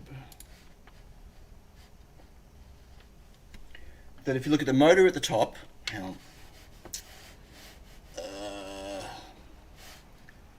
That 12 volts and ground is up here. Super chat. Graham. John Clayton says disconnect stepper and power up. No, it's not the stepper. It's not the stepper. Thank you, Graham. Much appreciated. It says the power is these two pins. You can't see that. Damn it. Hang on. It says power.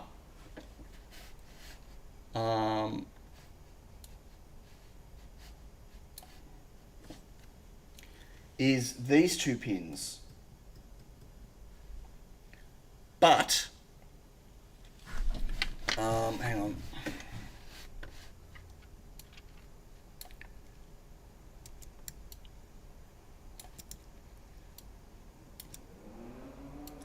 make that bigger just for now, right? You can see those two pins. It says V+. But that is not how I've got my other ones set up. Like this one here that works, the other one is not wired like that.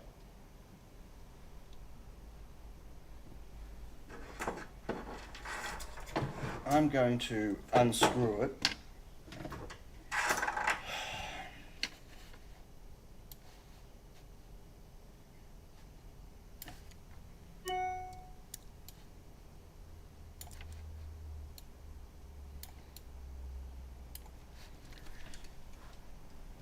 I'm going to unscrew this, much to my dismay.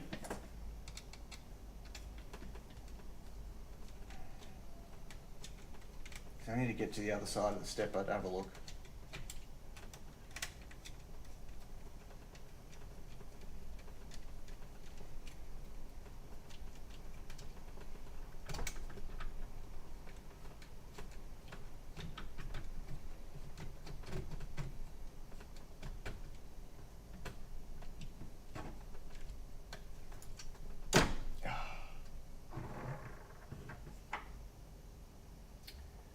Oh, it is. Okay. So I've wired this one in wrong. But let me check my phone. Hope I haven't damaged it. That'd suck. Right, I had it wired correctly before. I just had it wired wrong now. Yay. Yay, Sion, you idiot.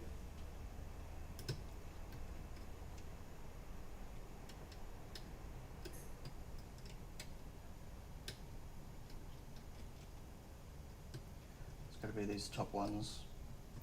So those two ports were step and dir. Hopefully they still are, or they're actually for limits, and hopefully I haven't destroyed the board by putting 12 volts through it. Wow.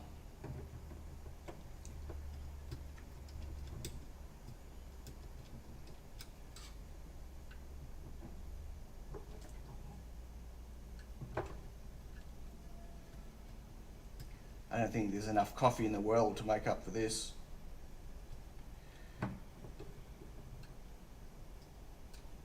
I definitely know the other stepper, the other board was wired correctly, so that wasn't the cause.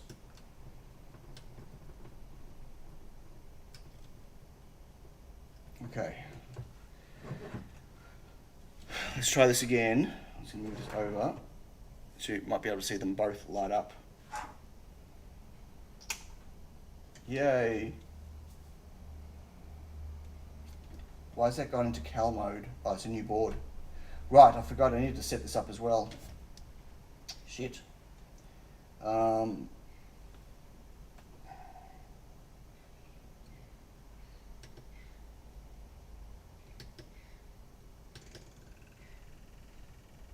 it's just doing a calibration and I need to set up its mode. So I believe this is ID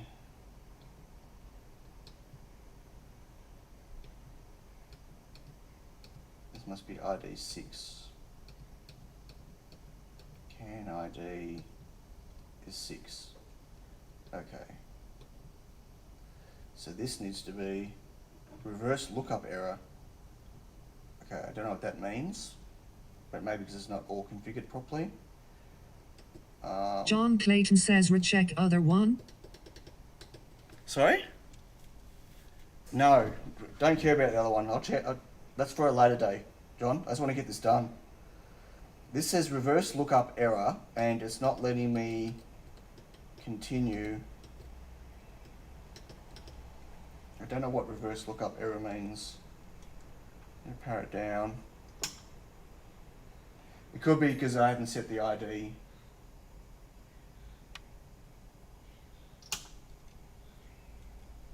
Not calibrated, I know.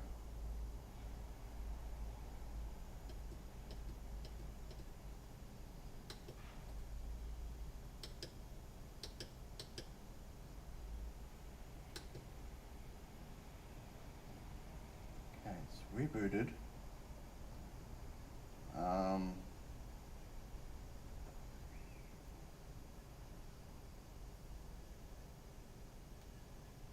It's not letting me do anything without calibrating it first. Maybe.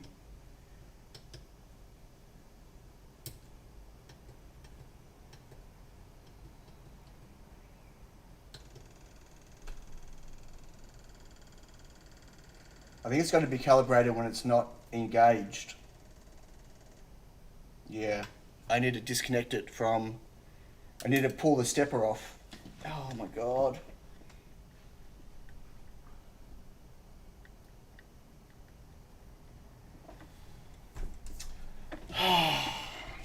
I need to disassemble all of this to calibrate the stepper. John Clayton says, beep, that error?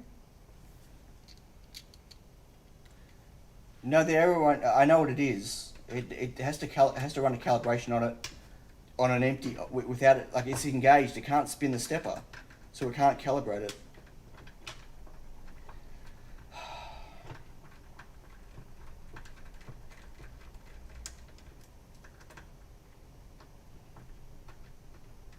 I'm gonna pull this whole thing apart. I don't think I've got the patience to do this now. I'll be honest. I'm a bit over this. Actually, you know what I can do? No, I can't. Damn it.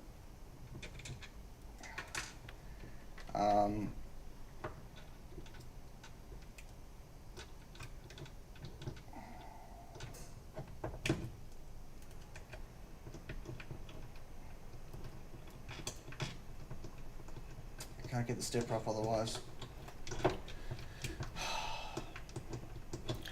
How long has it been? 3.5 hours. Yeah, I'm not doing a marathon one today.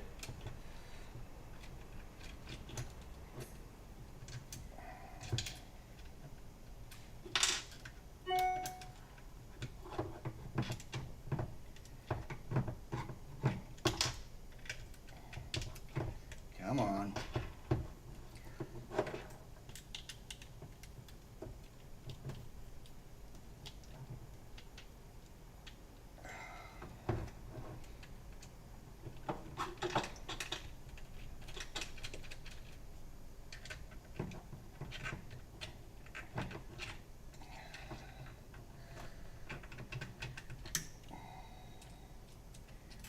Really? Get out. Little shit.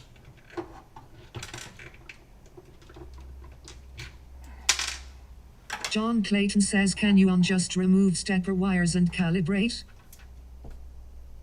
No, it's got to calibrate the stepper. The actual stepper is calibrating.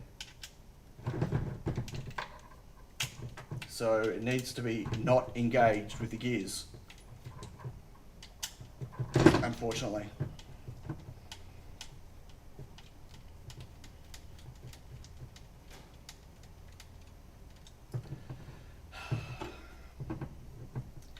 Just one of those things.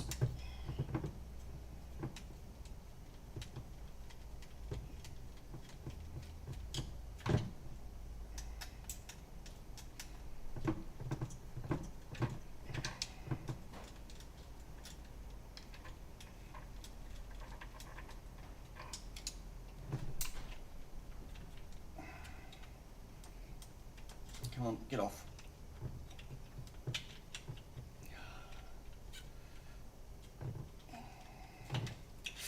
Ah, that finger.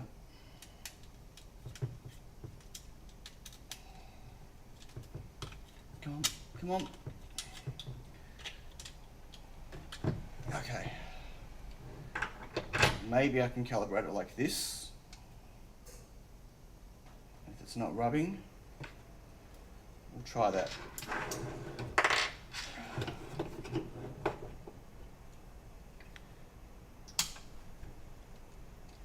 Not calibrate. Calibrate.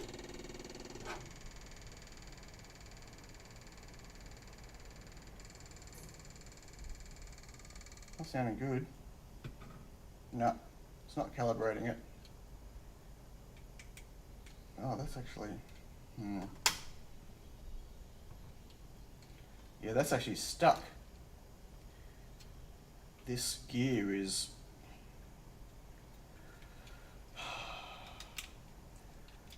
That herringbone gear looks like it's... Maybe when I assembled it, shoved it sideways. Let's try that.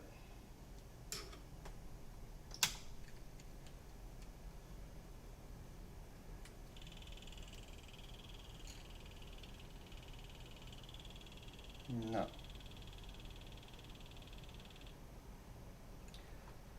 Something's going on here.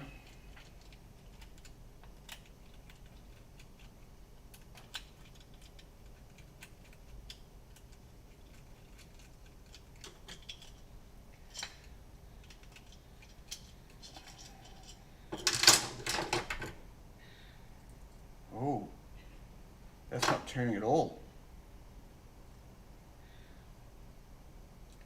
Why is that not turning?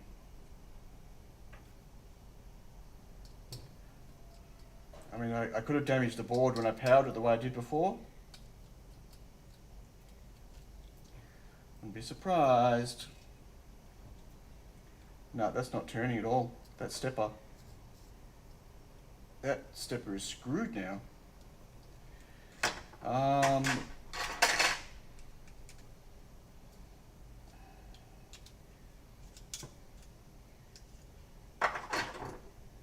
Yeah, that stepper's dead.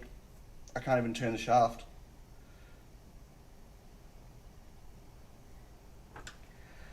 Great. John Clayton says fried a coil. Maybe.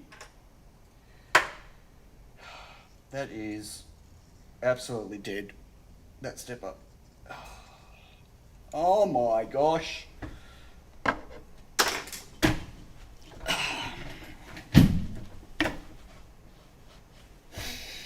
So the question is, did the other board that wasn't working fry that stepper? Alan Madsen says take the wire out first, before check.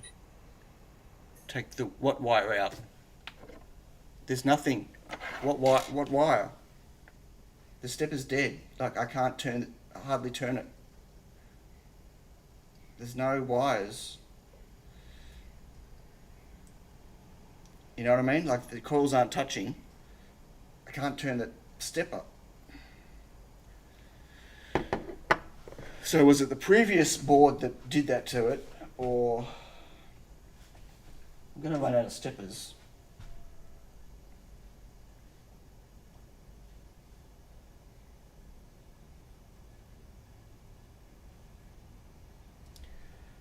I don't know if I can face doing this now. Stiro Res says not dead, you removed the screws that are holding the coils together.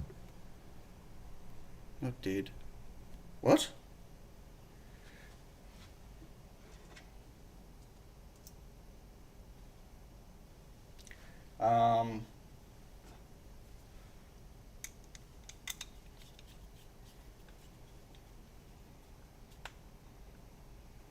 Okay. If you think it's that, let's just...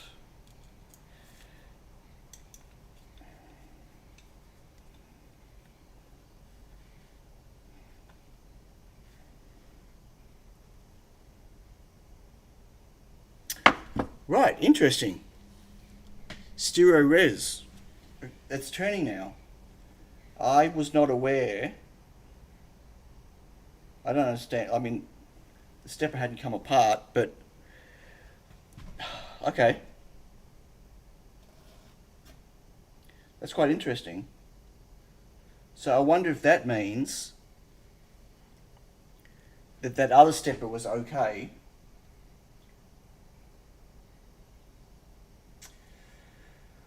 Wow, okay. So I need to find some screws. That makes a big difference. Just hold on, I need to find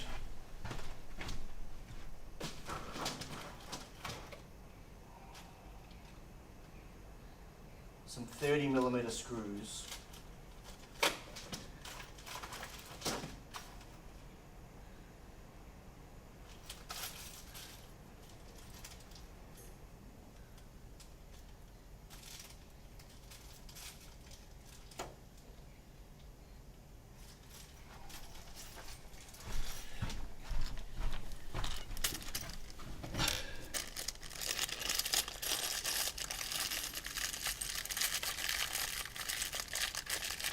Well, I've never actually opened up a stepper, so couldn't tell you what needs to be screwed together and what doesn't. Okay, here are screws. So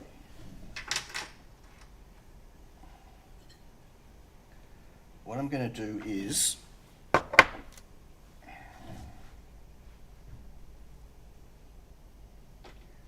I'm going to screw it into the MKS properly.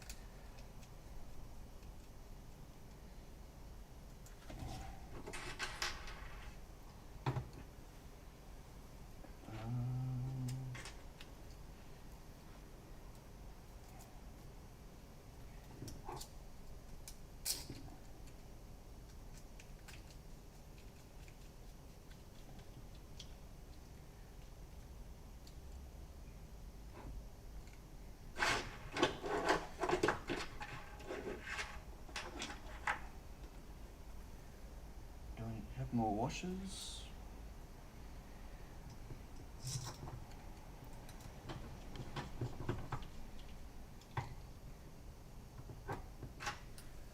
Come on, 2 more washers. Where are my washers? M3 washers. M3 flat nylon washers. Got a whole box of them.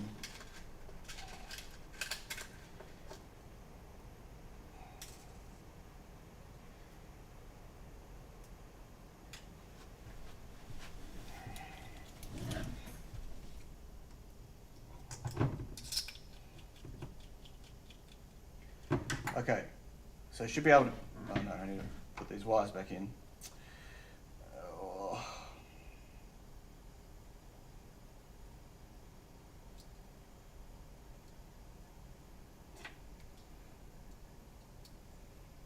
Well, I learned something new about steppers today.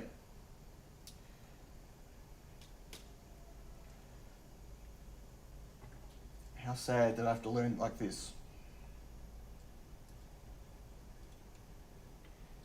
But anyway.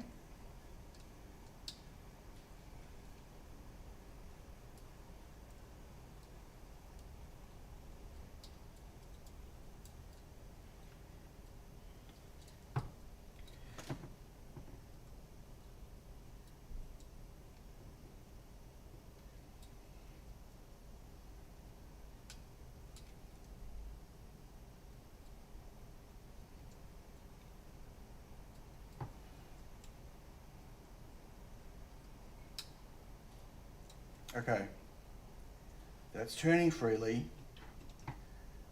So if I power this up, not calibrated, calibrate. That's better.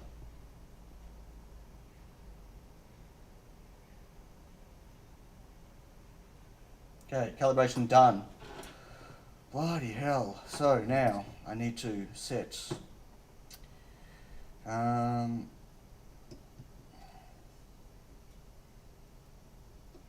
mode. Yep.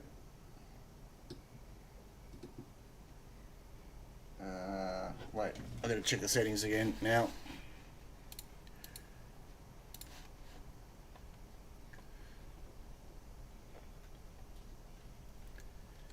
Okay, where's the settings? I thought I saw, oh here. M step 16 mode, can rate.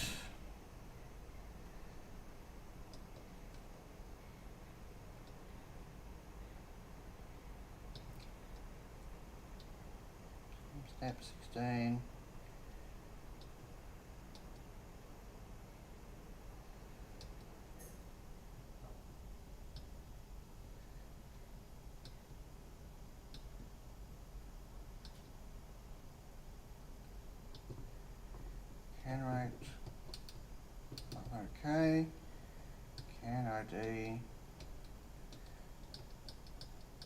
5. And I need to set the limits. I don't remember what it is. Is it end limit? Enabled. Is that all I need to do? End limit enabled? I can't remember. I thought there was something else I had to do on these ones to make it use the second limit. No, my longest stream was like 5 hours or something. I think 5.5 hours. No, 7 hours. Didn't I do on one of these?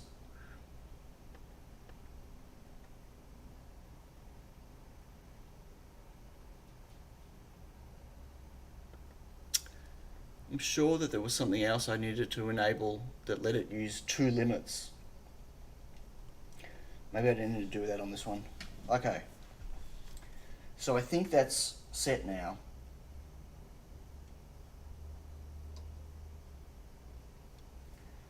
So, turn it off.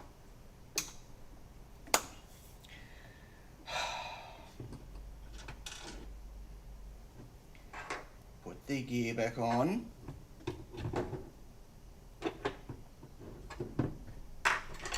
The pulley.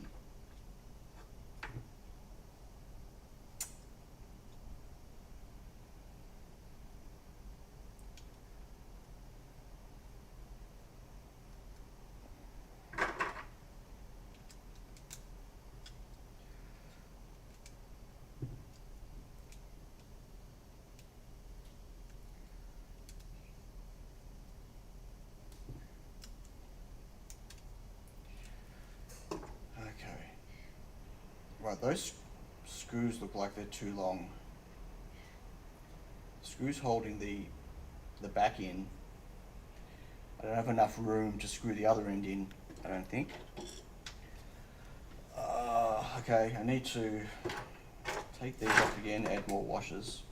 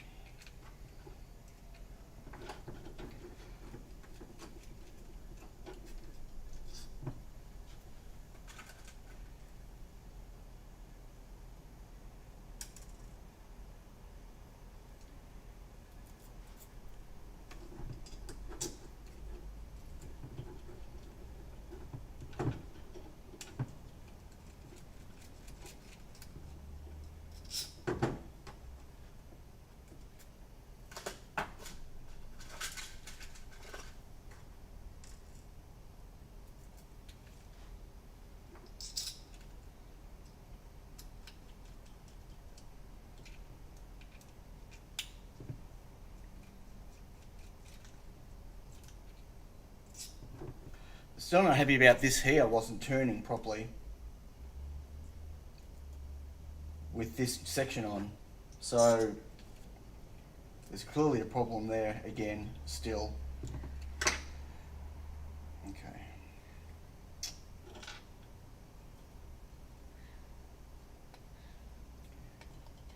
I'm actually going to put it this way.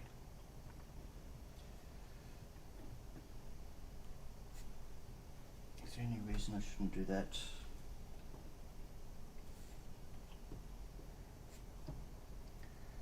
I don't know.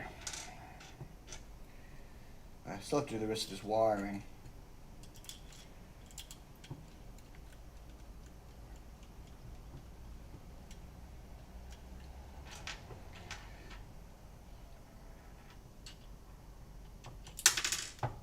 Good one.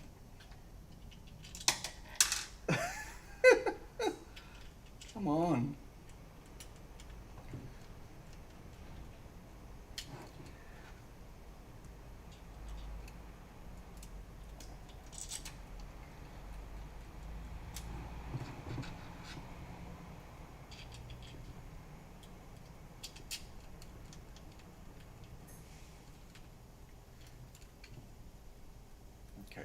Good, nice and free.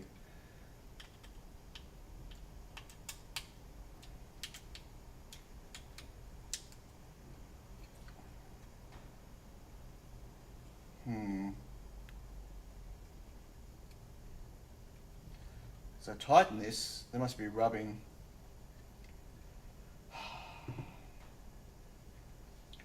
So that's the problem.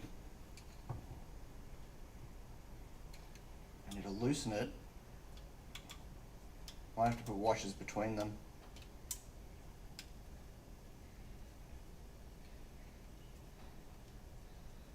I think the gear is rubbing on the thing here. So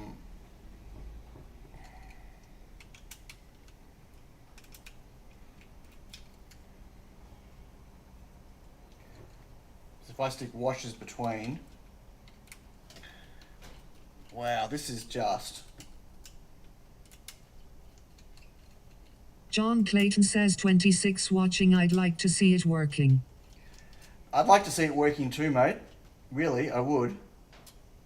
But also, this is just.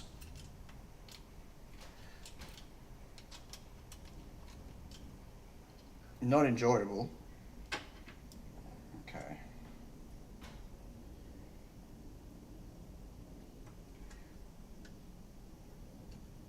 I don't even know how I'm going to line these up. They're going to move.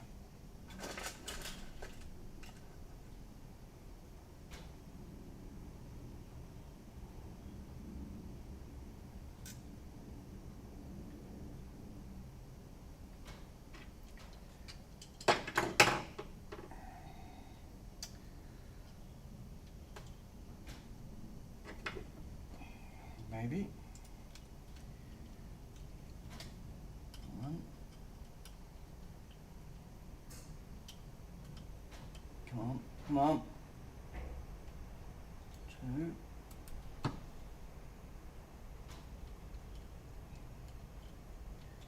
Three. Four. That. Okay. Now I have washers between them. And that's now moving freely. Or freer. No, I've still got, it's got that thing now where it halfway around it doesn't turn properly.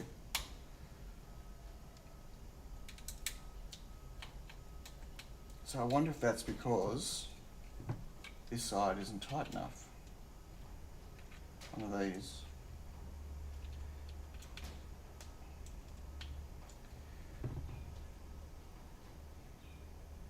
Yeah.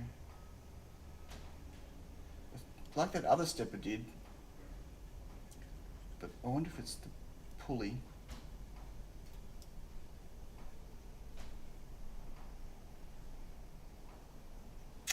I don't know.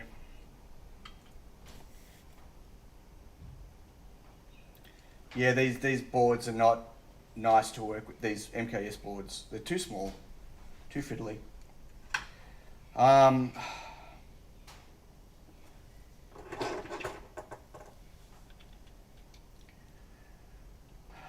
Boy.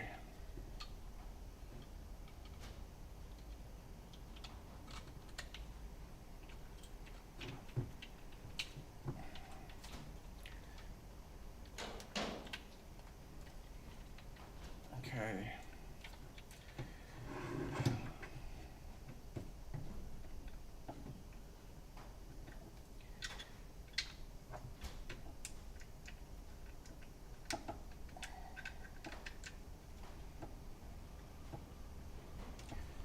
Come on, get in.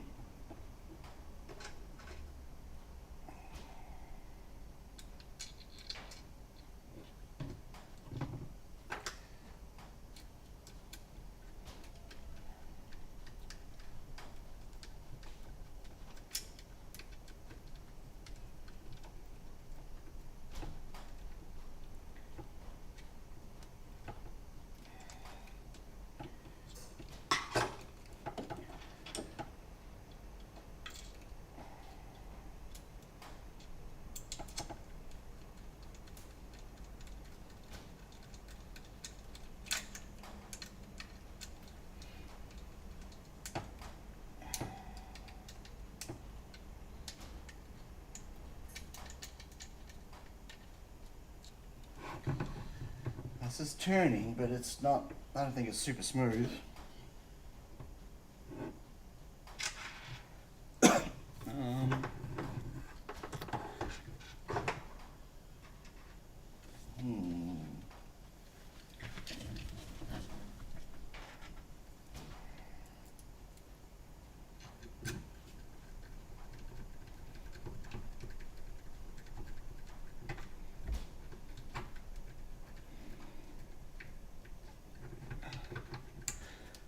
Okay, so I don't have the limits set up, plugged in yet, but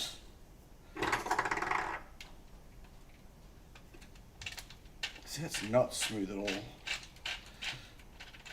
Maybe. I'm going to power this on.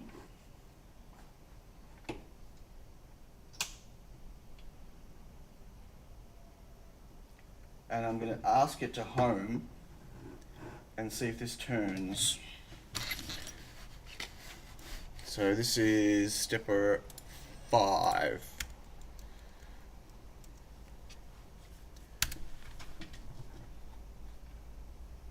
Yeah, it's trying to, look, it's trying to turn, but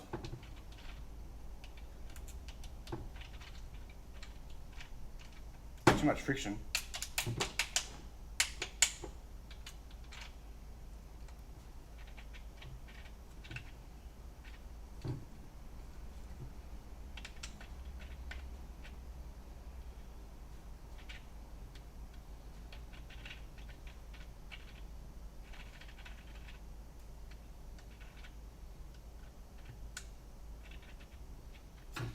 Oh, what was that?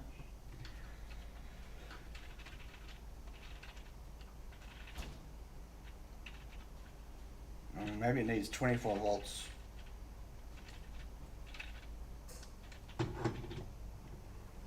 Loke Dupin says, how's the fixing coming along? Hey Loki, it's, yeah, not. It's not. So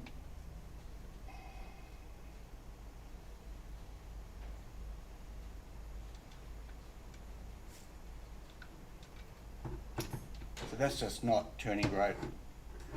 And this one,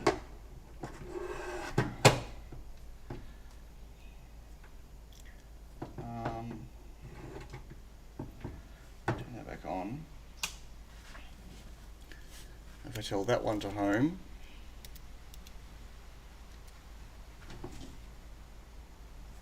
see, that's just not trying to turn.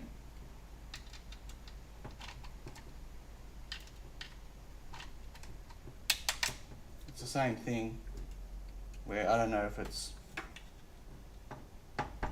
just not enough current.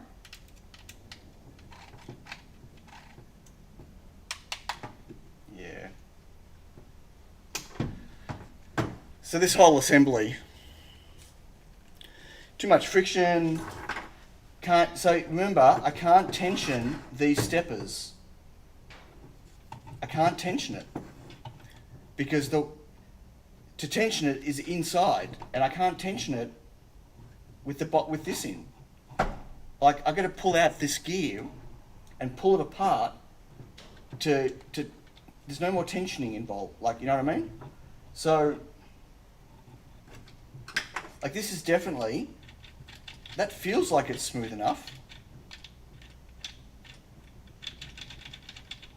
Right, I'm hardly putting any pressure on that. This one, much harder. Like, this won't hardly turn at all. And I don't know why. It could be that the stepper's too close to it.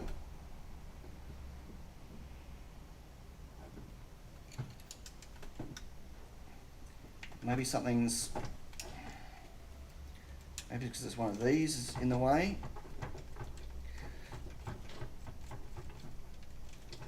These stupid screws.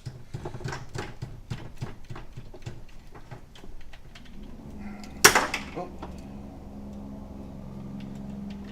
Okay, that's smoother.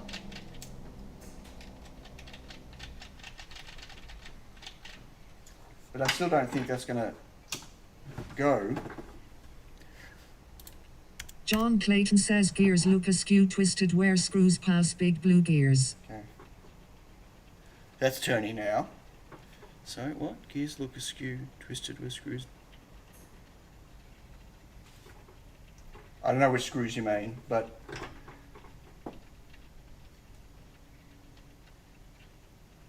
mean that whole mechanism is just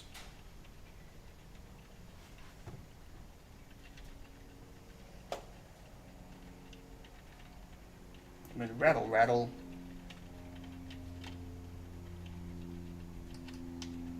It's got a bit of torque, Jesus.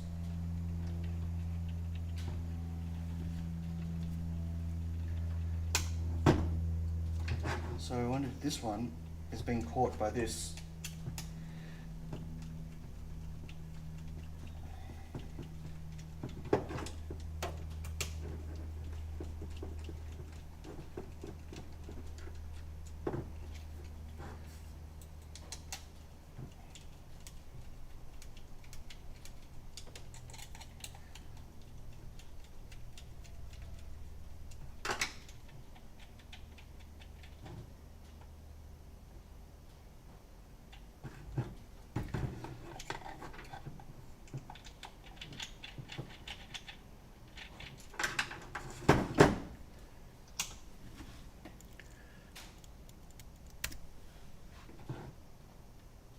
Yeah, see this one, just not turning. Maybe I've got a setting wrong somewhere.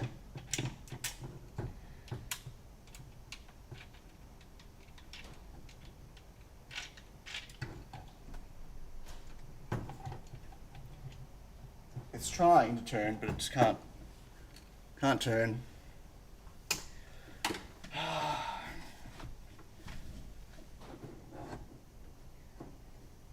But it's super smooth here.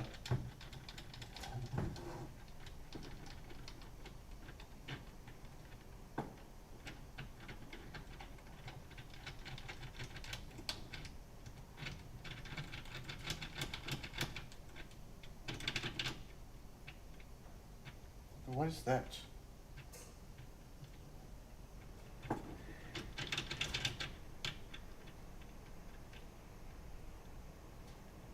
There's something happening here. I can feel some friction.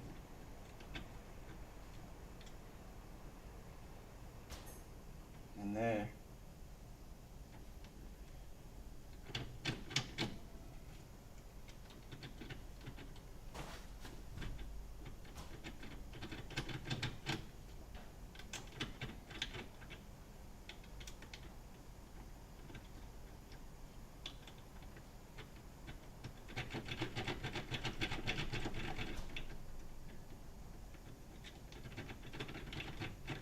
Maybe I can wear it in. Maybe it's just the gears binding. I don't know.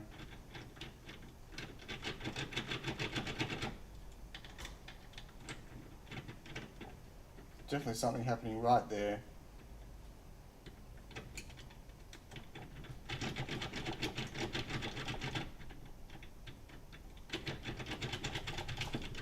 John Clayton says gear in planetary. What gear? What? Gear? Oh, lube. I don't want to fill it with lube. I'm not convinced it's on here. To be honest. Yeah,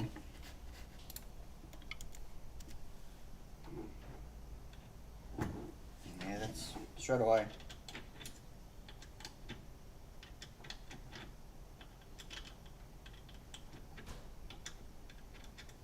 Yeah.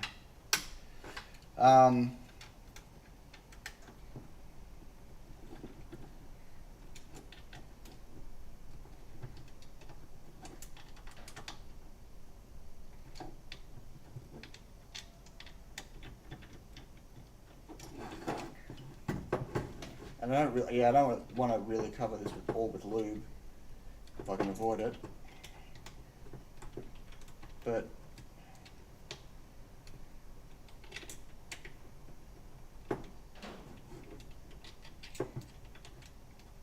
when it runs smooth enough when I do it with the screwdriver. John Clayton says, or maybe the helical gears binding?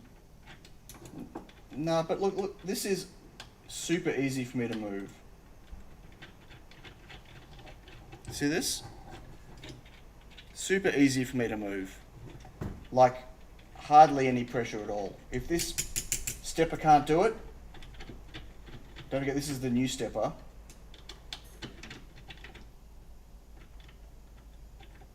The only thing is that spot right there.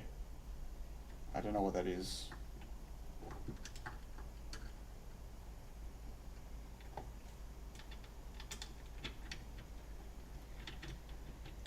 But this stepper should be able to handle this.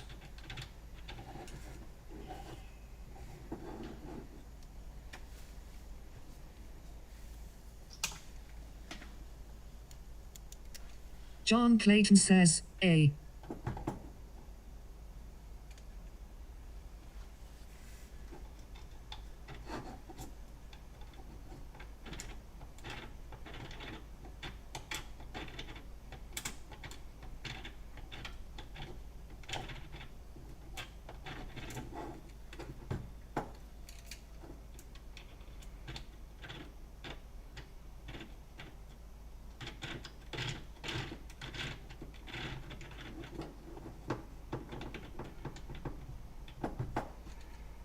I don't know what this is.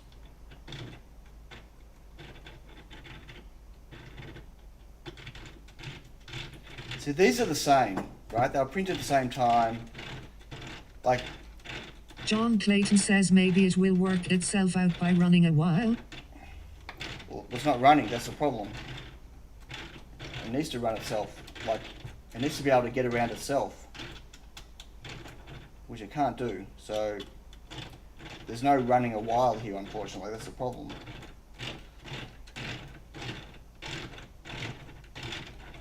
Like, unless I do this. Well, all I'm going to do is just frustrate the stepper doing that. Okay, 4 hours. Xeon is... What I need to do, I need to feed it 12 volts directly, not through the chain, because this is the last one in the chain. So there's going to be less current. Well, there's going to be this doesn't seem to be a voltage drop coming down, but it seems to be like something's going on, maybe.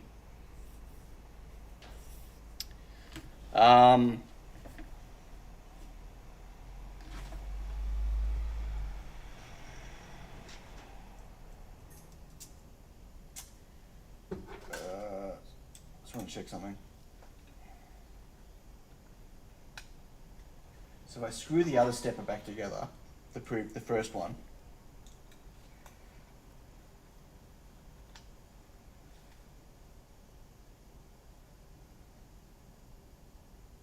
John Clayton says good progress, you'll find it, I'm sure. no, I'll only find it if I could be bothered continuing with it. I'm really getting to the point where this is just chewing too much of my time. And I don't even know what benefit I'm going to get out of it once it's done. So, you know.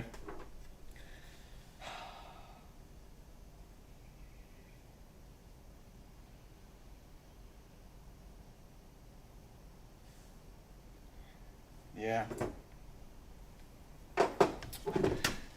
Okay, I'm stopping for now anyway.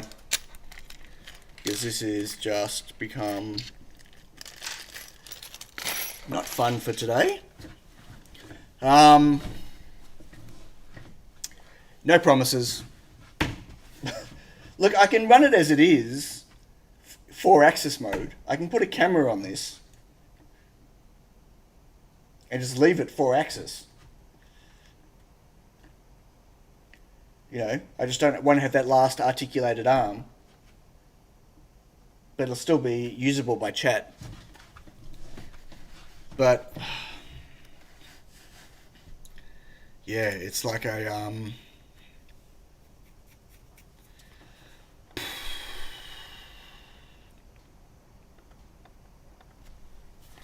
Sorry. It's email. Yeah, it's just this is just becoming too frustrating. Like the amount of things that haven't worked that I've had to reprint, redesign, do whatever, get together for this robot. Like it can't just be me. Like if it is me, then I don't know what I'm doing wrong. But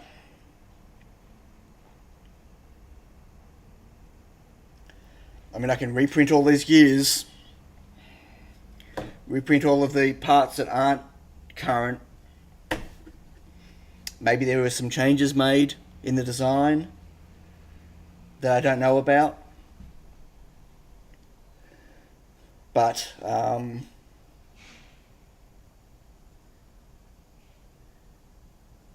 yeah, I don't know.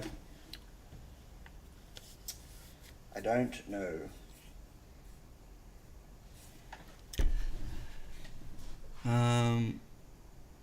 I've used a lot of time. Agreed, a lot of time. Like if I would have put half of that time on Otis, I could have a finished Otis right now. So, yeah. I have to have a think about where I'm going to go from here. Because it's definitely chewing too much. Super chat. Thanks, John. Thank you. Yeah. It's not about giving up. It's about just being honest in the state of the project. Like, backlash here. Backlash here. I don't know there. These aren't turning properly. Even if I get them turning properly, they're not great. Like that other axis that is turning, it's not great. Don't even know what's going to happen once I stick the belts on. Like if that's been having trouble turning as it is, and suddenly I stick the belts with tensioning on there, and then stick more parts on it. Like this was turning fine yesterday, but when I put this on it, it wouldn't turn anymore. So, I could end up getting them working all individually, put it together, and have nothing work. John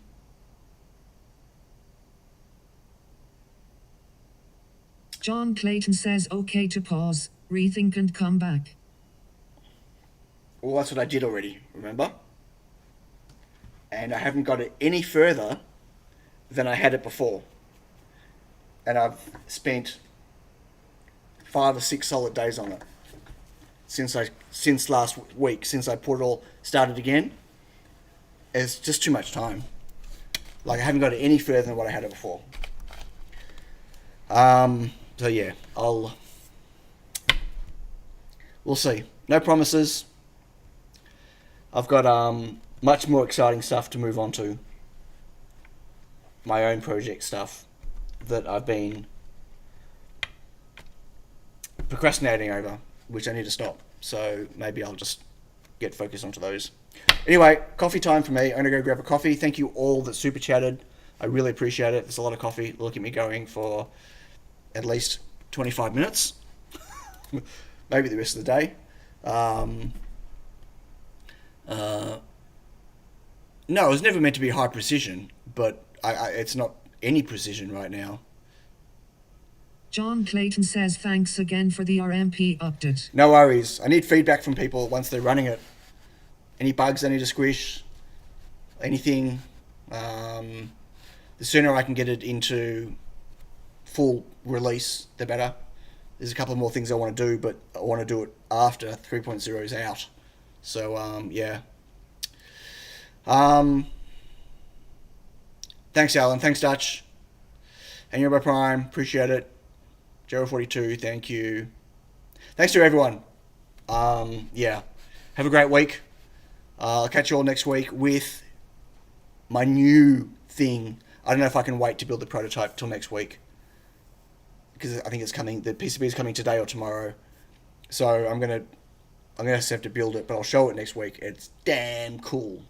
The next two things I'm going to release are just damn cool. Like, one of them is probably the what I feel is the best thing I've ever made, the best thing I've ever designed. And the other one is just insane what it is. So, very excited about both of them. Okay, stay tuned. I'll catch you all. Bye, everyone.